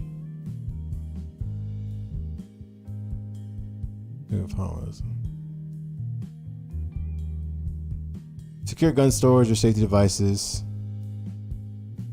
In general, except as provided in clause 2, it shall be unlawful for a person to store or keep any firearm that has moved in or that has otherwise affected interstate or foreign commerce on the premise of a residence under the control of the persons, if the person knows or reasonable should know that a minor is likely to gain access to the firearm without the permission of the parent or guardian of the minor, or a resident of the residence. A resident of the residence is ineligible. See, this is legal jargon right here. This is legal verbiage, not jargon, legal verbiage. A resident of the residence and is ineligible to possess a firearm under federal, state, or local law. Exception, clause 1 shall not apply to a person if the person keeps the firearm secure using a secure gun storage or safety device, or in a location which a reasonable person would believe to be secure, or that's the loophole right there. See, look, this is what I'm talking about, reading the bill itself. This is a loophole here that most conservatives are not going to, because they're not going to read this fucking bill. It's also, we can also say Democrats, but mostly conservatives and all your bad faith actors too. They don't read the legal loopholes through here. Reasonable persons will believe to be secured. Meaning you could put it in a cardboard box and put it in your closet, and that's reasonably secure to you. Or carries a firearm or her persons with such close proximity thereto that the persons can readily retrieve and use the firearm as the person carry the firearm on his or her person. Penalty. Jesus Christ. I fucking can't speak. Can't speak, bro. It's fucking tragic. Just can't fucking speak. Alright.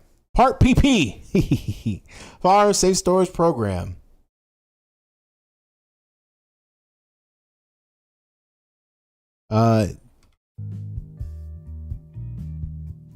What's up, Sal? Long time no see.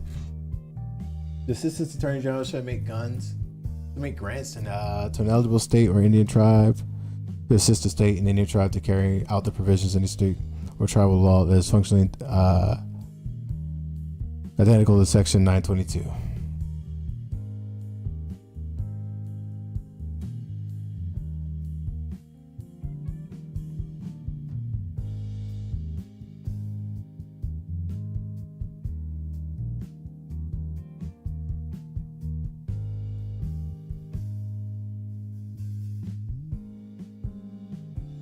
So basically what this goes over, it seems, wait, for each fiscal year 2023 to 2027, the Attorney General shall give affirmative presence to all bureaus and discretionary grants upon state areas that has enacted list of. I'm failing to see the point here. An eligible state or Indian tribe desiring a grant under this section shall submit to the Assistant Attorney General an application at such a time in such a manner and containing or accompanied by such information as the Assistant Attorney General may reasonably require. Right. Funds awarded under this section may be used by a state or Indian tribe to assist law enforcement agencies or the courts of the state or Indian tribe in enforcing, otherwise facilitating compliance with any state law functionally identical to Section 922. Bruh, what? Okay. You know, I'm waiting to get on to Section 922 because it seems like Section 922 has all the juice. Good God. Okay. Safe guns, safe kids. All right. Enhanced penalty. If a person violates subparagraph A and a minor or resident who is ineligible to possess a firearm under federal, state, or local law obtains the firearm and causes injury or death to such minor, residents, or any other individuals, the person shall be fined under this title in prison for not more than 5 years or both.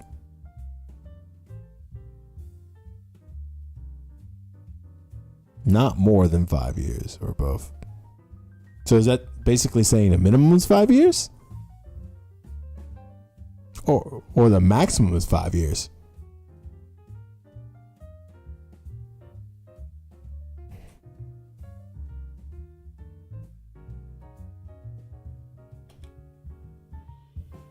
I'm a fucking idiot, so let's do this.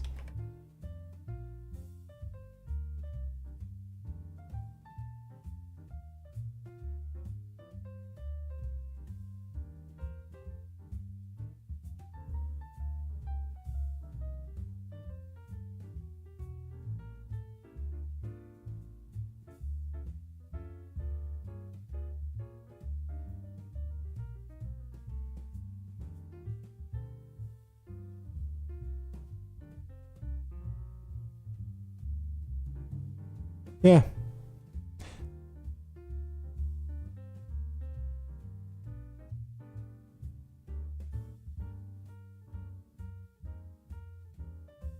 So is this really protecting our kids act? I don't know. That seems kind of low, to be honest with you. Not more than 5 years for the firearm and obtaining the firearm and causing injury or death to minors, residents, or any other individuals. Okay. Ladies and gentlemen, your Congress, the Protecting the Kids Act. Protecting our Kids Act. Ladies and gentlemen, the non-binaries. Yeah. Kimberly Vaughn Firearm Safe Storage. I don't really care, to be honest. That name just made me not care. Maybe I said something fucked up. Who knows? Barely there's anyone watching this anyway. For now, at least.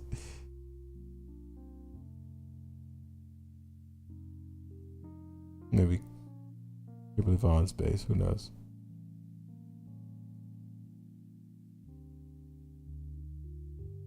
It's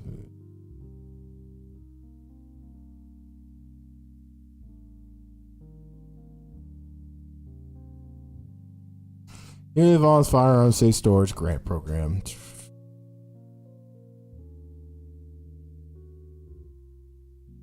I'm trying to figure out like the description of this.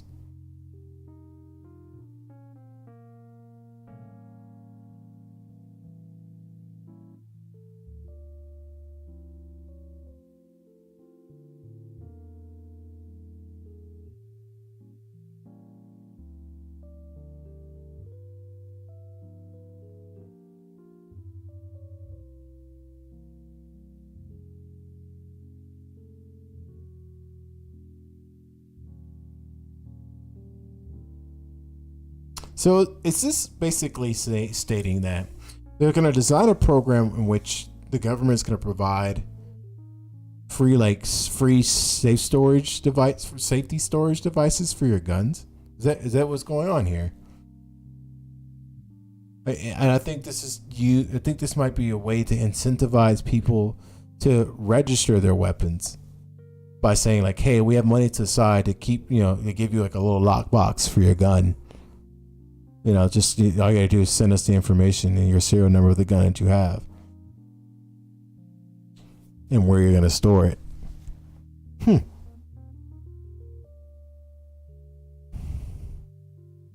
So beginning 13 months after the first grants are awarded under this section, annually, thereafter, the Attorney General shall submit to Congress a report which shall include the following information: a list of grant receipts during the previous years, including funds awarded, cumulatively, and disaggregated by guarantee. The information collected persuaded on subsection whatever. Authorizations and appropriations. This is authorized to be appropriated to the Attorney General to carry out this section, $10 million for each of the fiscal year 2023 to 2033, $1 billion, I guess, to reclaim. Am I an idiot? $100 million to remain until unexpended, right? Right. Funds awarded under this section shall be allocated as follows. No more than 25% guarantee, no partners.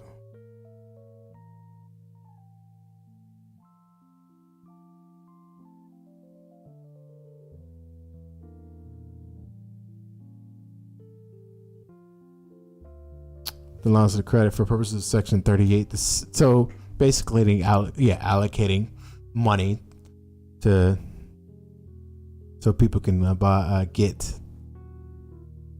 storage devices for their guns. Okay. Safe storage credit for all purposes of section 38. The safe firearm storage credit determines under this section for the taxable years an amount equal to 10% of the amounts received for the first retail sale of the safe firearm storage device or you use within the states. Oh, so basically you can deduct that from your taxes. The amount token, okay.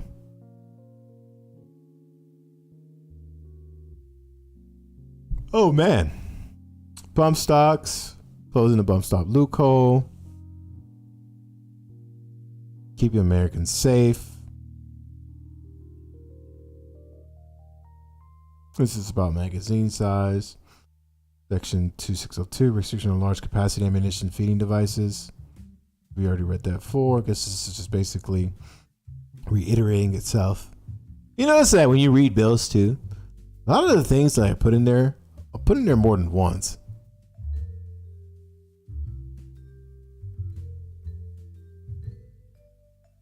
Gotta really hammer home, right? Gotta be really specific, which not a bad thing.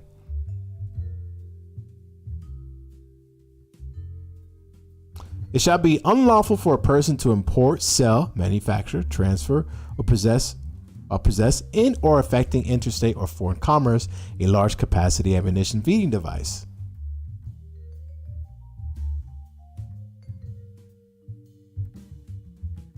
This is Atomic Energy Act. So basically, it's if this passes, it'll be illegal for you to have, or to sell or to give away. I don't know about or give away unless being relinquished to law enforcement or government agencies. Large capacity ammunition feeding devices. That's basically what it is.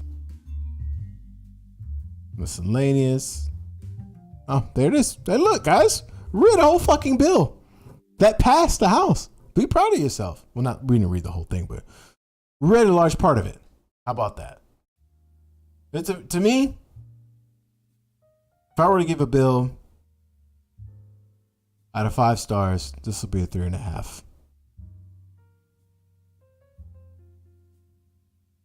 But come to get your guns. Oh, do I really want to watch the Matthew McConaughey thing? Not really in the mood for bullshit.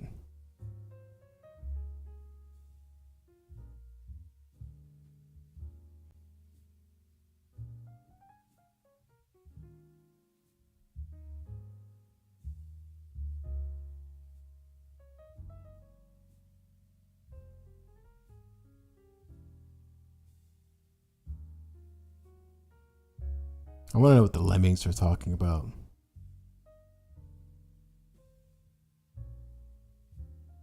Yeah, I'll probably play a video game and listen to Matthew McConaughey's speech. I did put down the fucking title too. How long is the speech?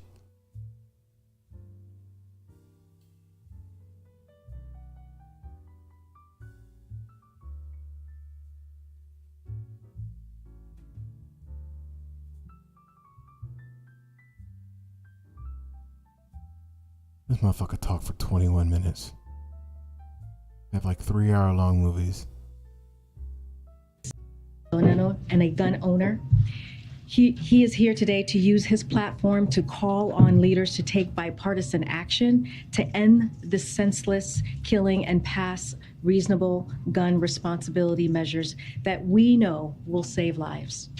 Just a few minutes ago, Matthew met briefly with the president to talk about the importance of taking action, keeping our communities safe. But without further ado, I would like to bring up Matthew. Thank you. Here we go. Thank you. Thank you. Thank you, Camilla. Mission failed.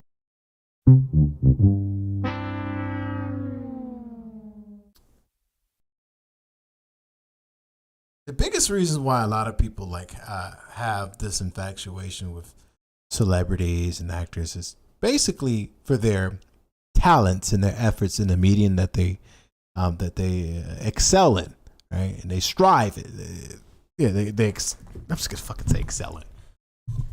When it comes to like political discourse, these politicians love their fucking actors. I haven't even heard the speech yet. We're gonna hear the speech, but it kind of dissuades you to think like, all right, cool. Like this is what he thinks. But what are the politicians gonna do? What are they gonna do? To make the loss of these lives matter. My wife and I, Camilla, we spent most of last week on the ground with the families in Uvalde, Texas. We shared stories, tears, and memories. The common thread, independent of the anger and the confusion and the sadness, it was the same. Oh yeah, this is real. The clicking and everything. I guess some like movie personality traits don't really leave you. So sometimes you see like Johnny Depp like kind of like sway around like Jack Sparrow and shit. But yeah, it's 100% real. How can these families continue to honor these deaths by keeping the dreams of these children and teachers alive?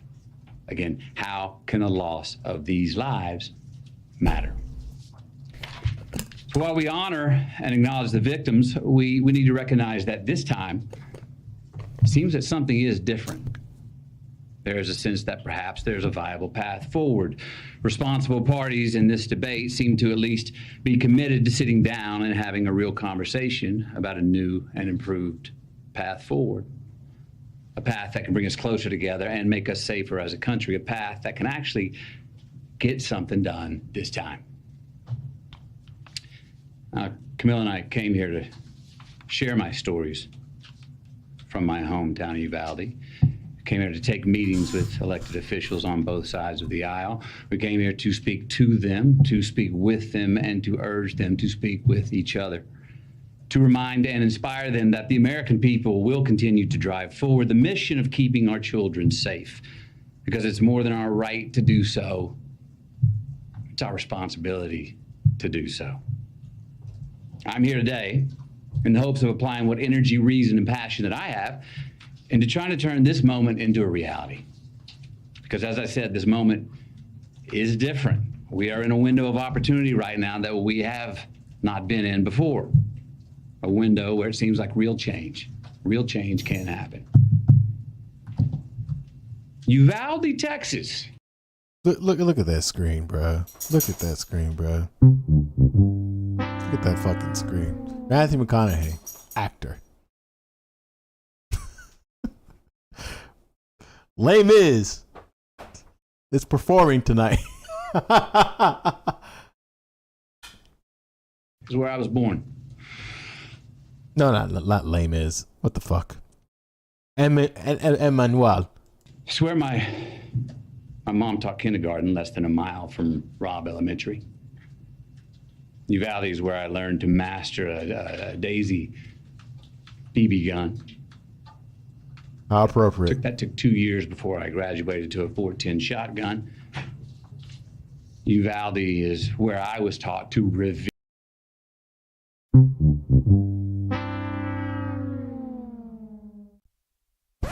This motherfucker just like talked about how he stepped up his gun game in his speech about gun reform, bruh. You gotta, when you write something down, when you're trying to tailor a speech, and the very instruments and tools, you don't praise the weapon, right? That could be like for the interviews afterwards, not your main speech, bruh. Like, hey, I went from BB gun to a 44. Oh, okay. This is about gun reform. This is, how about we keep that off the subject matter? But okay. The power and the capability of the tool that we call a gun. Uvalde is where I learned responsible gun ownership.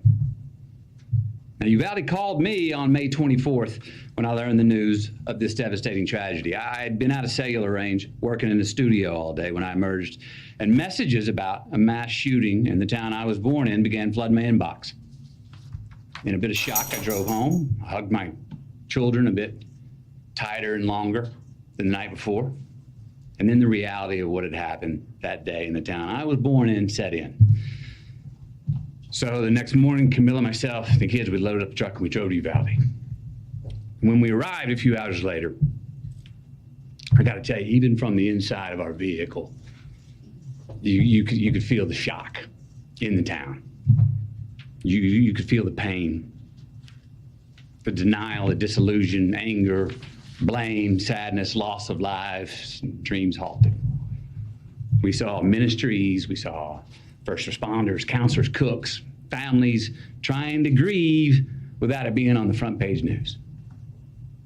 We met with the local funeral director and countless morticians who hadn't slept since the massacre the day before, because they've been working 24/7 trying to handle so many bodies at once, so many little innocent bodies who had their entire lives still yet to live. And that is there that we met two of the grieving parents, Ryan and Jessica Ramirez. Their 10-year-old daughter, Alethea. She was one of the 19 children that were killed the day before. Now, Alethea, her dream was to go to art school in Paris and one day share her art with the world. Ryan and Jessica were eager to share Alethea's art with us and said if we could share it, that somehow, maybe that would make Alethea smile in heaven. They told us that showing someone else Alethea's art would in some way keep her alive. Now, this particular drawing is a self-portrait, all right, of Alethea drawing with her friend in heaven looking down on her, drawing the very same picture. Her mother said of this drawing, she said, you know, we never really talked to her about heaven before, but somehow she knew. Alethea was 10 years old. You didn't talk to your 10-year-old and by indoctrinating him through religion in Texas. A Hispanic family. Come on now. I get it. I get their loss. It's tragic loss, but let's stop acting like saintly parents. All right. Jesus Christ. Parents fuck up. We've talked about this a while ago when we saw the shooter's mom try to ask for forgiveness. Fuck your kid and fuck your forgiveness. Ain't no forgiving down here. You murdered children. There's no forgiveness here. Not my aisle. Not my neck of the woods. Nope. Not the person I am. That forgiving shit, that should have died a long time ago. Her father, Ryan, oh God, this man was steady. He was uncommonly together and calm. When a frazzled friend of his came up and said, "How are you so calm? I'd be going crazy." Ryan told him, he said, "No, you wouldn't. No, you wouldn't. You'd be strong for your wife and kids, because if they see you go crazy, that will not help them. Just a week prior, Ryan got a full-time line job, stringing power lines from pole to pole. And every day since landing that well-paying full-time job, he reminded his daughter Alethea. He said, "Girl, Daddy gonna spoil you now." Told her every single night. He said, "Daddy's gonna take you to SeaWorld one day."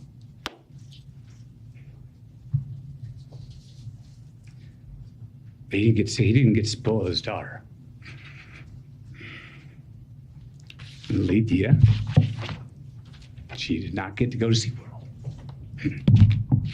We also met Anna and Danilo, the mom and the stepdad of 9-year-old Maite Rodriguez. Now, Maite wanted to be a marine biologist. She was already in contact with Corpus Christi University of A&M for her future college enrollment. 9 years old. Maite cared for the environment so strongly that when the city asked her mother if they could release some balloons into the sky in her memory, her mom said, "Oh, no, Maite wouldn't want to litter." Maite wore green high-top Converse with a heart she had hand-drawn on the right toe because they represented her love of nature. Camilla's got these shoes. Can you show these shoes, please? Wore these every day. Green Converse with a heart on the right toe. These are the same green Converse on her feet that turned out to be the only clear evidence that could identify her after the shooting. How about that? Maite wrote a letter.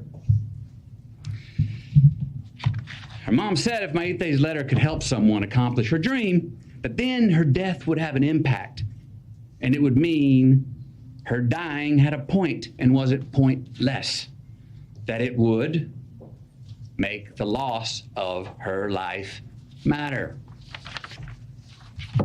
The letter reads,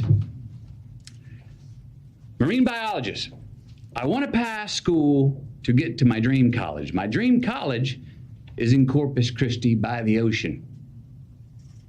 I need to live next to the ocean because I want to be a marine biologist. Marine biologists study animals and the water. Most of the time I will be in a lab. Sometimes I will be on TV."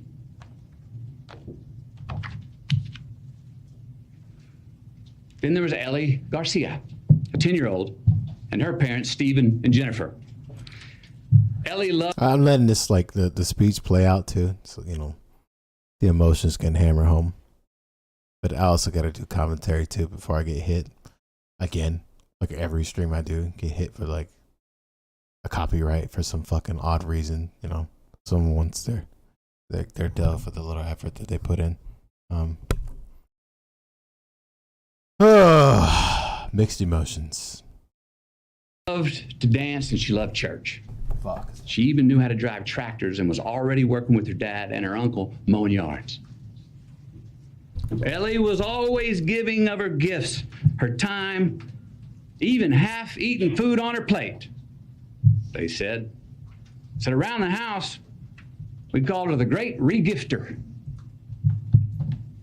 Smiling through tears, her family told us how Ellie loved to embrace, said she was the biggest hugger in the family. Now, Ellie was born Catholic, but had been going to Baptist church with her uncle for the last couple of years. Her mom and dad were proud of her because they said she was learning to love God no matter where.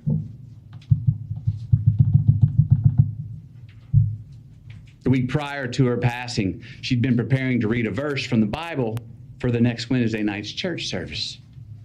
The verse was from Deuteronomy 6:5. "And thou shalt love the Lord thy God with all thy heart, with all thy soul, and with all thy might." That's who Ellie was becoming. But she never got to read it. Service on that Wednesday night. Then there was a fairy tale love story of a teacher named Irma and her husband Joe. What a great family this was. This was an amazing family. Camilla and I, we sat with about 20 of their family members in their living room, along with their 4 kids. Kids were 23, 19, 15, and 13. They shared all these stories about how Irma and Joe served the community and would host all these parties. Hey, did you guys already see this speech before, by the way? Like, did you guys already see the speech?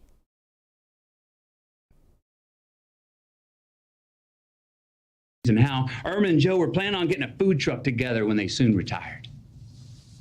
They were humble, hard-working people.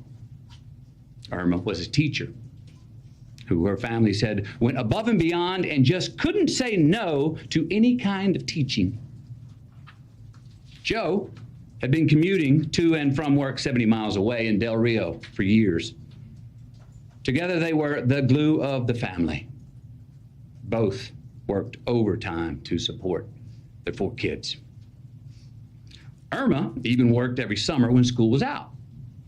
The money she had made 2 summers ago paid to paint the front of the house. The money she made last summer paid to paint the sides of the house.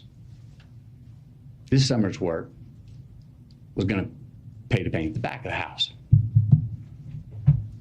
Because Irma was one of the teachers who was gunned down in the classroom. Joe, her husband, literally died of heartache the very next day when he had a heart attack.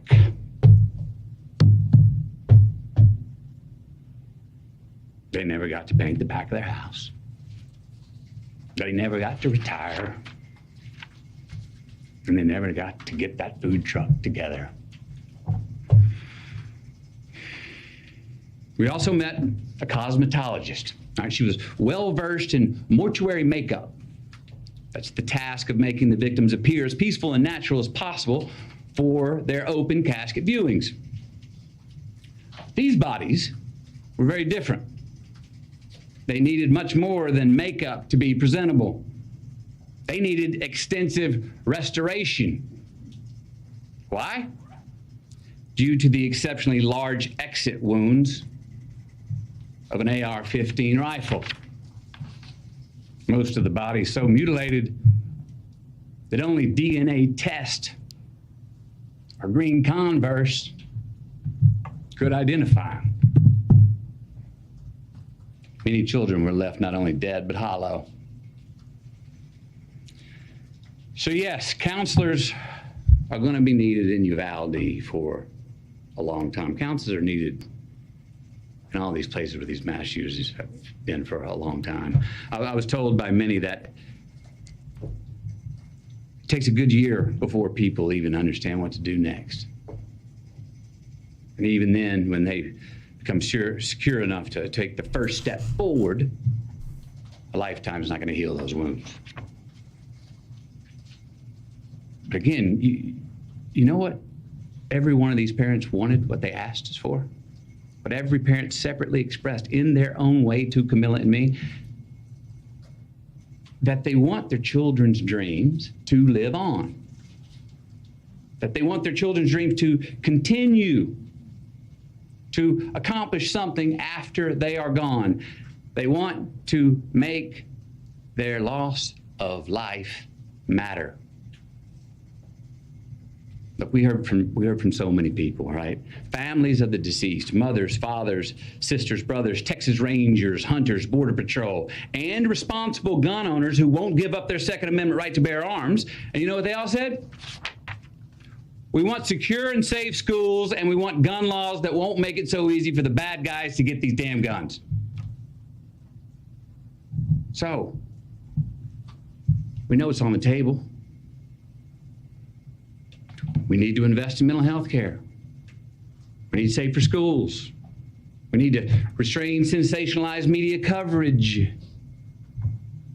We need to restore our family values. We need to restore our American values. And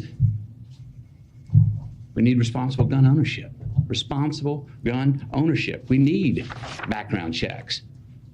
We need to raise the minimum age to purchase an AR-15 rifle to 21.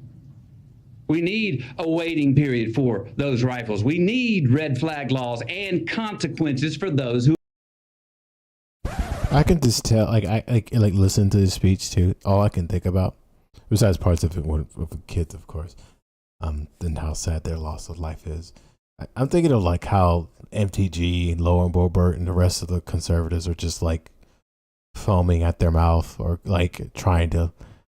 I'm waiting for the video to pop up when MTG's chasing Matthew McConaughey's like blacked out Suburban from the White House premises, like yelling and screaming, "Why are you trying to take our guns away?" I'm waiting for that video. I know it's gonna come. I hope it's gonna come. I hope that's gonna come. I just want to see the video. Her little cloud chasing demons, Schizo Lord, MTG, and the rest of the ghoul bandits, like the rest of the murder of Congress, the murder of crows, basically foment at the mouth and also make snide remarks about this impassioned speech. I think his heart is at the right place. but in the back of my mind is like, why aren't we hearing from the fucking teachers that's been there? Why are the people who were in the line of fire, the direct line of the accident and tragedy, who doesn't have a political like agenda behind their speeches, like be there and just tell it how, like it is. Longer the days gone where an impassioned speech actually brings about any sort of major changes. We're in the era, we're in the end stages of politics, of how we interact with politics, to the degree where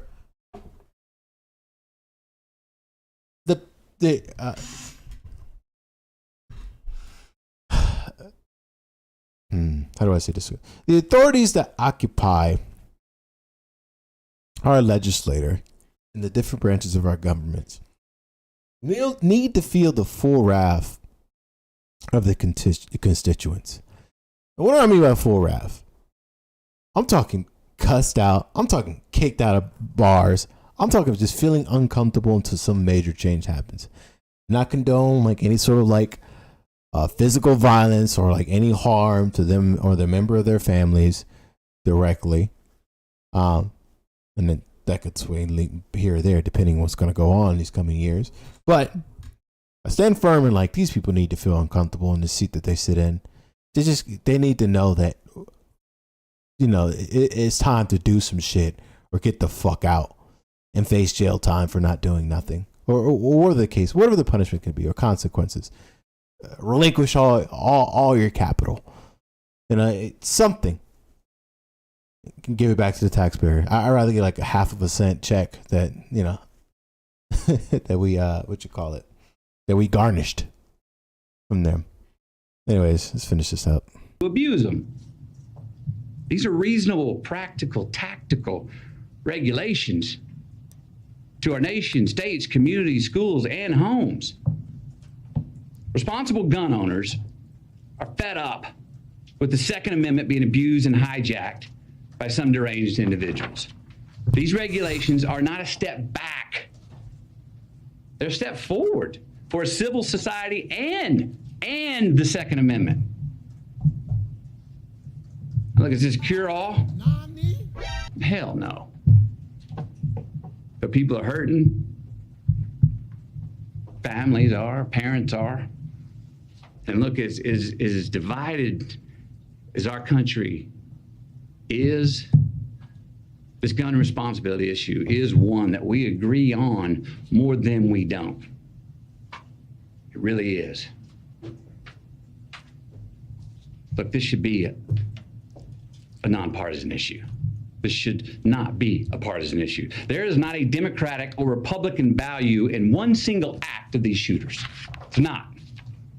But people in power have failed to act. So we're asking you, and I'm asking you, will you please ask yourselves, can both sides rise above? Can both sides see beyond the political problem at hand and admit that we have a life preservation problem on our hands? So we got a chance right now to reach for and to grasp a higher ground above our political affiliations. A chance to make a choice that does more than protect your party. A chance to make a choice that protects our country now and for the next generation. We got to take a sober, humble, and honest look in the mirror and rebrand ourselves based on what we truly value. What we truly value. We got to get some real courage and honor our immortal obligations instead of our party affiliations. Enough with the counterpunching. Enough of the invalidation of the other side. Let's come to the common table that represents the American people. Find a middle ground, the place where most of us Americans live anyway, especially on this issue. Because I promise you, America, you and me, we are not as divided as we are being told we are. No. How about we get inspired? Give ourselves just cause to revere our future again. Maybe set an example for our children. Give us reason to tell them, hey, listen and watch these men and women. These are great American leaders right here. Hope you grow up to be like them. And let's admit it. So, major news breaking out. Guess what, guys? Guess what? This is breaking. We don't know the development. Colorado to investigate Lauren Boebert, whatever. Who gives a fuck? For alleged misuse of campaign funds. Who would have fucking thought that? Oh my God. What? No, not Lauren Boebert. Not Lauren Boebert. She would never. No. You mean the conservative mouse rat? It's broke the law? What? Get the fuck out of here. Representative Lauren Boebert, Colorado, unfortunately, has came under investigation from several state agencies over her alleged misuse of campaign funds. The New York Times reported today. Can I read the New York Times article? Or is this shit locked behind a paywall? Fuck off. Reported today. Boebert allegedly used campaign funds to reimburse herself for $22,259 in mileage, a sum striking similar to the $20,000 she paid in tax lines for her previous failure to pay unemployment premiums on her restaurant, Shooter's Grill. The allegations were brought to the Colorado's Attorney General's. I wish. Oh my fucking God. Where are you at? What is it? I'm not reading this properly.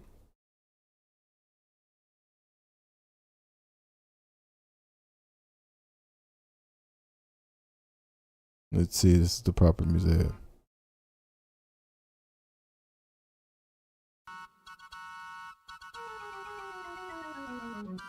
Okay, I can't play this shit because it's copyrighted. Fuck! Everything is copyrighted! Jesus Christ, dude! Just trying to play a clip.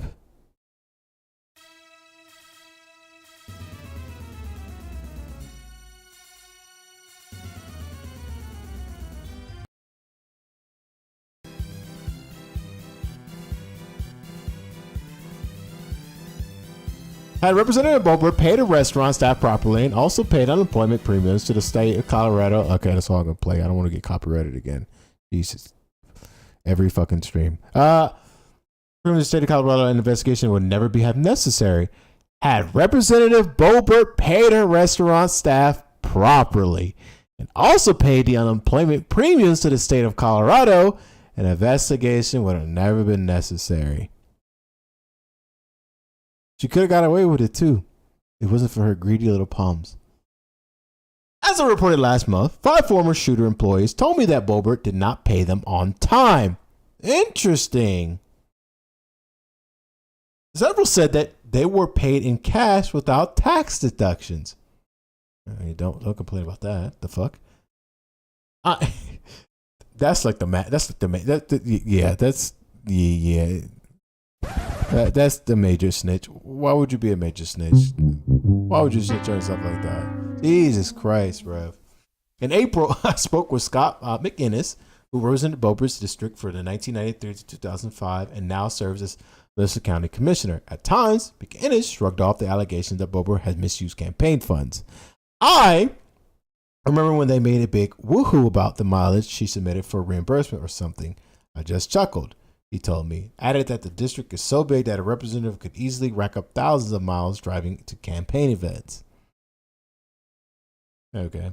But local news outlets suggest that the 38,700 miles Beaubert purports to have traveled is an outrageous sum. Even in Colorado's huge 3rd district, as the Times reported, Beaubert's campaign later said that the mileage reimbursements included other expenses like hotel rooms, and also claims that she paid off the tax lines before the reimbursements reached her account. It's so fucking stupid, man. You're so fucking stupid. They tracked your ass. 38,000 miles. Really? You believe that shit? You believe that she traveled 38,000 miles? Homegirl used your money. Homegirl used your money to pay off her taxes.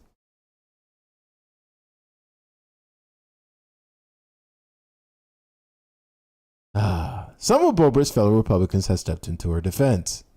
Why? Including Representative Kim Buck, chair of the state party. Scott McInnes, a former representative of the district, told CPR that now he routinely booked 70,000 miles plus or minus each year. Well, we gotta look into that too. Why? Why would you say? Shut up! Just stop self-snitching. They go fucking investigate your ass too. Shut up. Because if it was your ass on the line, you think Beaubert is gonna come to your defense? Maybe she says some stupid shit here and there, and they keep her mouth shut. Jesus Christ. They just can't help it.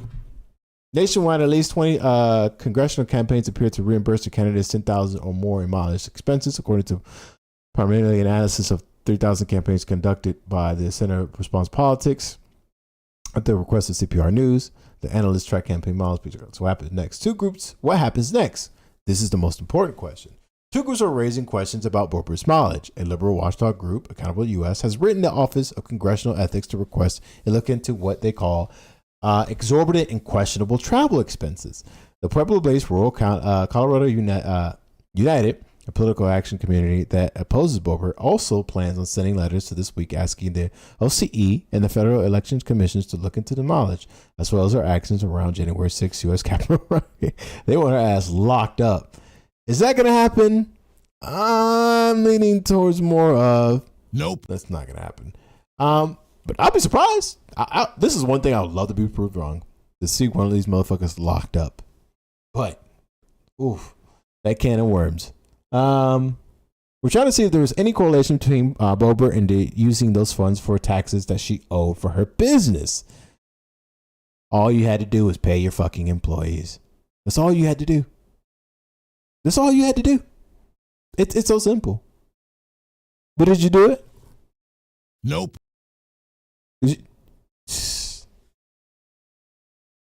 Remember, hey, I think, doesn't Beaubert say she's for the working class? And you believe that shit? Oh, man. Ugh. All right. We're trying to see if there's any correlation between Beaubert using those funds for the taxes that she owed for her business, says George Ottoby, the co-founder of Rural Colorado's United. The Denver Post reported last summer that the state had filed around $20,000 in liens against Beaubert's restaurant in Rifle. Beaubert paid most of that off in October, according to the site Colorado Newslines. Homegirl paid it all off on full, too. Oh, my fucking God. Right. It's a fucking dumbass, bro. You want to start a payment plan to make it seem more legit? No, I'm just going to pay off $20,000. Hey, so where'd you get this $20,000? People get investigated for far less. You think you're going to get away with this shit? All right. But I don't think nothing's happening. A third group, a Campaign for Accountability, a campaign finance watchdog group, filed a complaint with the FEC late Monday. Representative Bober has not shown a mileage log to back up the claim that she needed this large amount of reimbursement for mileage. So we're basically asking her to show us her work. Oh yeah. They're sniffing every single crack. What's going on now? What's this? Oh, okay. That was weird. My bank was texting me, but it was something else. Bober filed her mileage claims on 2 states. She claimed on March 31st she had driven about 1,843 miles. After about 7 months later, after the election in November, she claimed an additional 36,869 miles. That's a shit ton of miles.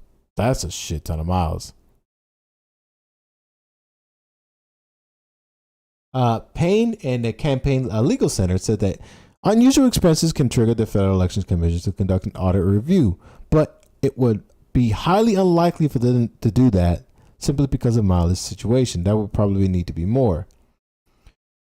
All right. Okay. Jesus Christ. Okay. Other enforcement agencies like the Justice Department also have jurisdictions over campaigns' finance questions. An example Payne used was former California Rep. Duncan Hunter, who was convicted of misusing more than $250,000 in campaign funds. At least he hit the 6 figures. You know what I'm saying? At least he hit the 6 figures, bruh. He was gonna finesse the taxpayers. He went big. He didn't, it is simple shit just to pay off taxes that they owe. That this dumbass did. They say those issues said the issue is law enforcement of financial disclosure rules to avoid campaigns pushing and develop or any other way of using the campaigns as a slush fund because they're not in fear of the consequences from an enforcement action. That's very true. For example, travel expenses usually must be filed within 30 to 60 days after the expense was incurred. Okay, yeah, I can tell already. Payne said otherwise that could be considered a campaign contribution because Bober filed a lump reimbursement request for mileage after the election. Miles driven earlier in the year may have been ineligible for reimbursement. The large lag time in terms of those expenses persists, so they're just looking into this shit. For him, the real issue is when looking at mileage is the magnitude versus plausibility.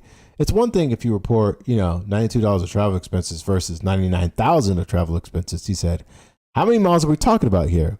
Within what period? And is it plausible for it to be done?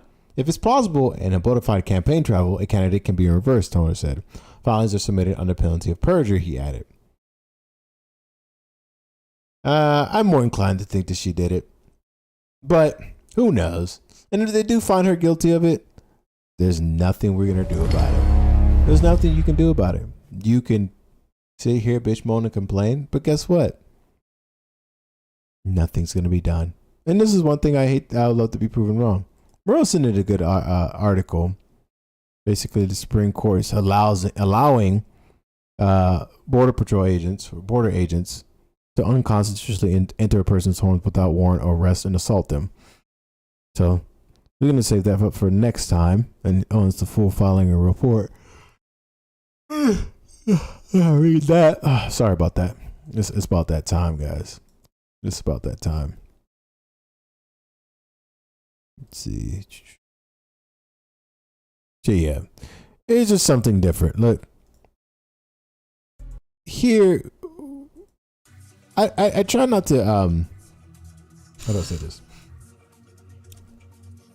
If you don't like getting into like the meat and potatoes of an issue, actually seeing the bill, reading it itself, the documents, reading the documents, then I'm not the streamer for you. It's not gonna be an all the time thing, but I like to dive deep into what's going on. Right? Might seem a little bit dry, but it's something that most of you guys need to have better practices of.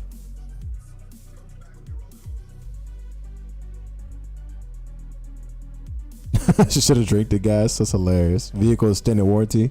That's a funny name. I like that. All right. Now, the Matthew McConaughey speech, I'm sure his heart was in it. But like I said before, how many times does like a speech like that really like cause like actual political shift in hearts and minds to be won? These politicians have ice in their veins. They can give a less two shit to what's going on. The Democrats, of course, are just pandering to symbolisms and all things for not to show any results, anything tangible, or any minuscule change that just shifts, that doesn't really shift. This is having any cultural shift in an already regressing society. And conservatives are just in a whole different reality. The Republicans are they don't give any fucks about you, and they're saying that shit with their chest at this point. So you got to lead those teams. You got to break this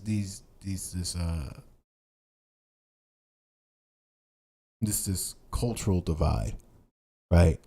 Because nowadays, more and more people that I've seen, it seems like the Overton window, from my perspective, is shifting to the right. A lot of people are like, it's almost par for the course every single time, every single like election cycle. And the biggest reason why I'm doing this experimental political black pill show, broadcast, stream, whatever, it's because I get tired of seeing this shit like this shit slinging match. I really do. So I'm more of a line of trying to sit back, watch the car crash, be pessimistic with your political approach, knowing that these people that within the system are not out there, especially what this system is designed to do, to help you out in any sort of manner. Only to the degree in which you are a disposable commodity for their handlers, right? They're smart enough to know how to use the machines, but not dumb, but dumb enough to not realize how badly they're getting fucked. You're hearing this 1,000 times. You're going to hear this over and over again from me. So my philosophy is to take a step back, watch the car crash yourself, or in times or whatever people want to say. But I don't really employ people to be inactive politically. I always tell people who are actively politically to be, they're better than me. You know, they're having their heads, they have the right heads on their shoulders. So we don't knock political activism. We laugh at we sit back and watch the results of it. You know, the ending terrible results that leads to nothing. And hopefully we're wrong about it. Anyways, this is chapter 4 of Political Black Pill. I'll phone it in until November. That's we can see our politicians are just doing what they always do. It's that time again. Come due time August, oh man, we're gonna have some fun because that's when things really start kicking off with campaign videos, false promises. We're just gonna look through them and laugh, have a good jovial time with it. So, as always, let me finish off. There was a Discord ping. I put it on Discord, Charlie. I'll leave you guys with a positive note. And if you guys want to like more of a positive side of things, more inspiration, yada yada yada, blah blah blah. Follow me on Instagram on GXG Platform X. I went to Collecticon too. That was fun. So if you want to see behind the scenes, a little bit of my lifestyle, one of positive, motivational things to get you out there, health and moving. Because I'm a big proponent of health. Just follow that. And if you like to stream, you like what we talk and do here, how we break things down, hit the like, hit the follow, subscribe, do what you got to do. My positive message to leave with you guys is find it within yourself to keep the small small bit of empathy that you have left. Because one day you're going to be grateful that you did. Because you'll be able to use it. I keep looking to the wrong side. And you might materially change someone's life. Or you might affect a person who might, or entity that will bring about positive change. All right, I hope everyone has a good night. Until next stream, I'm GXG, and I'll catch you guys in the next one.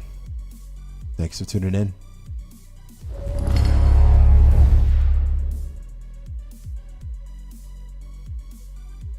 Oh shit, my fault, Charlie. You're right. I should have added everybody.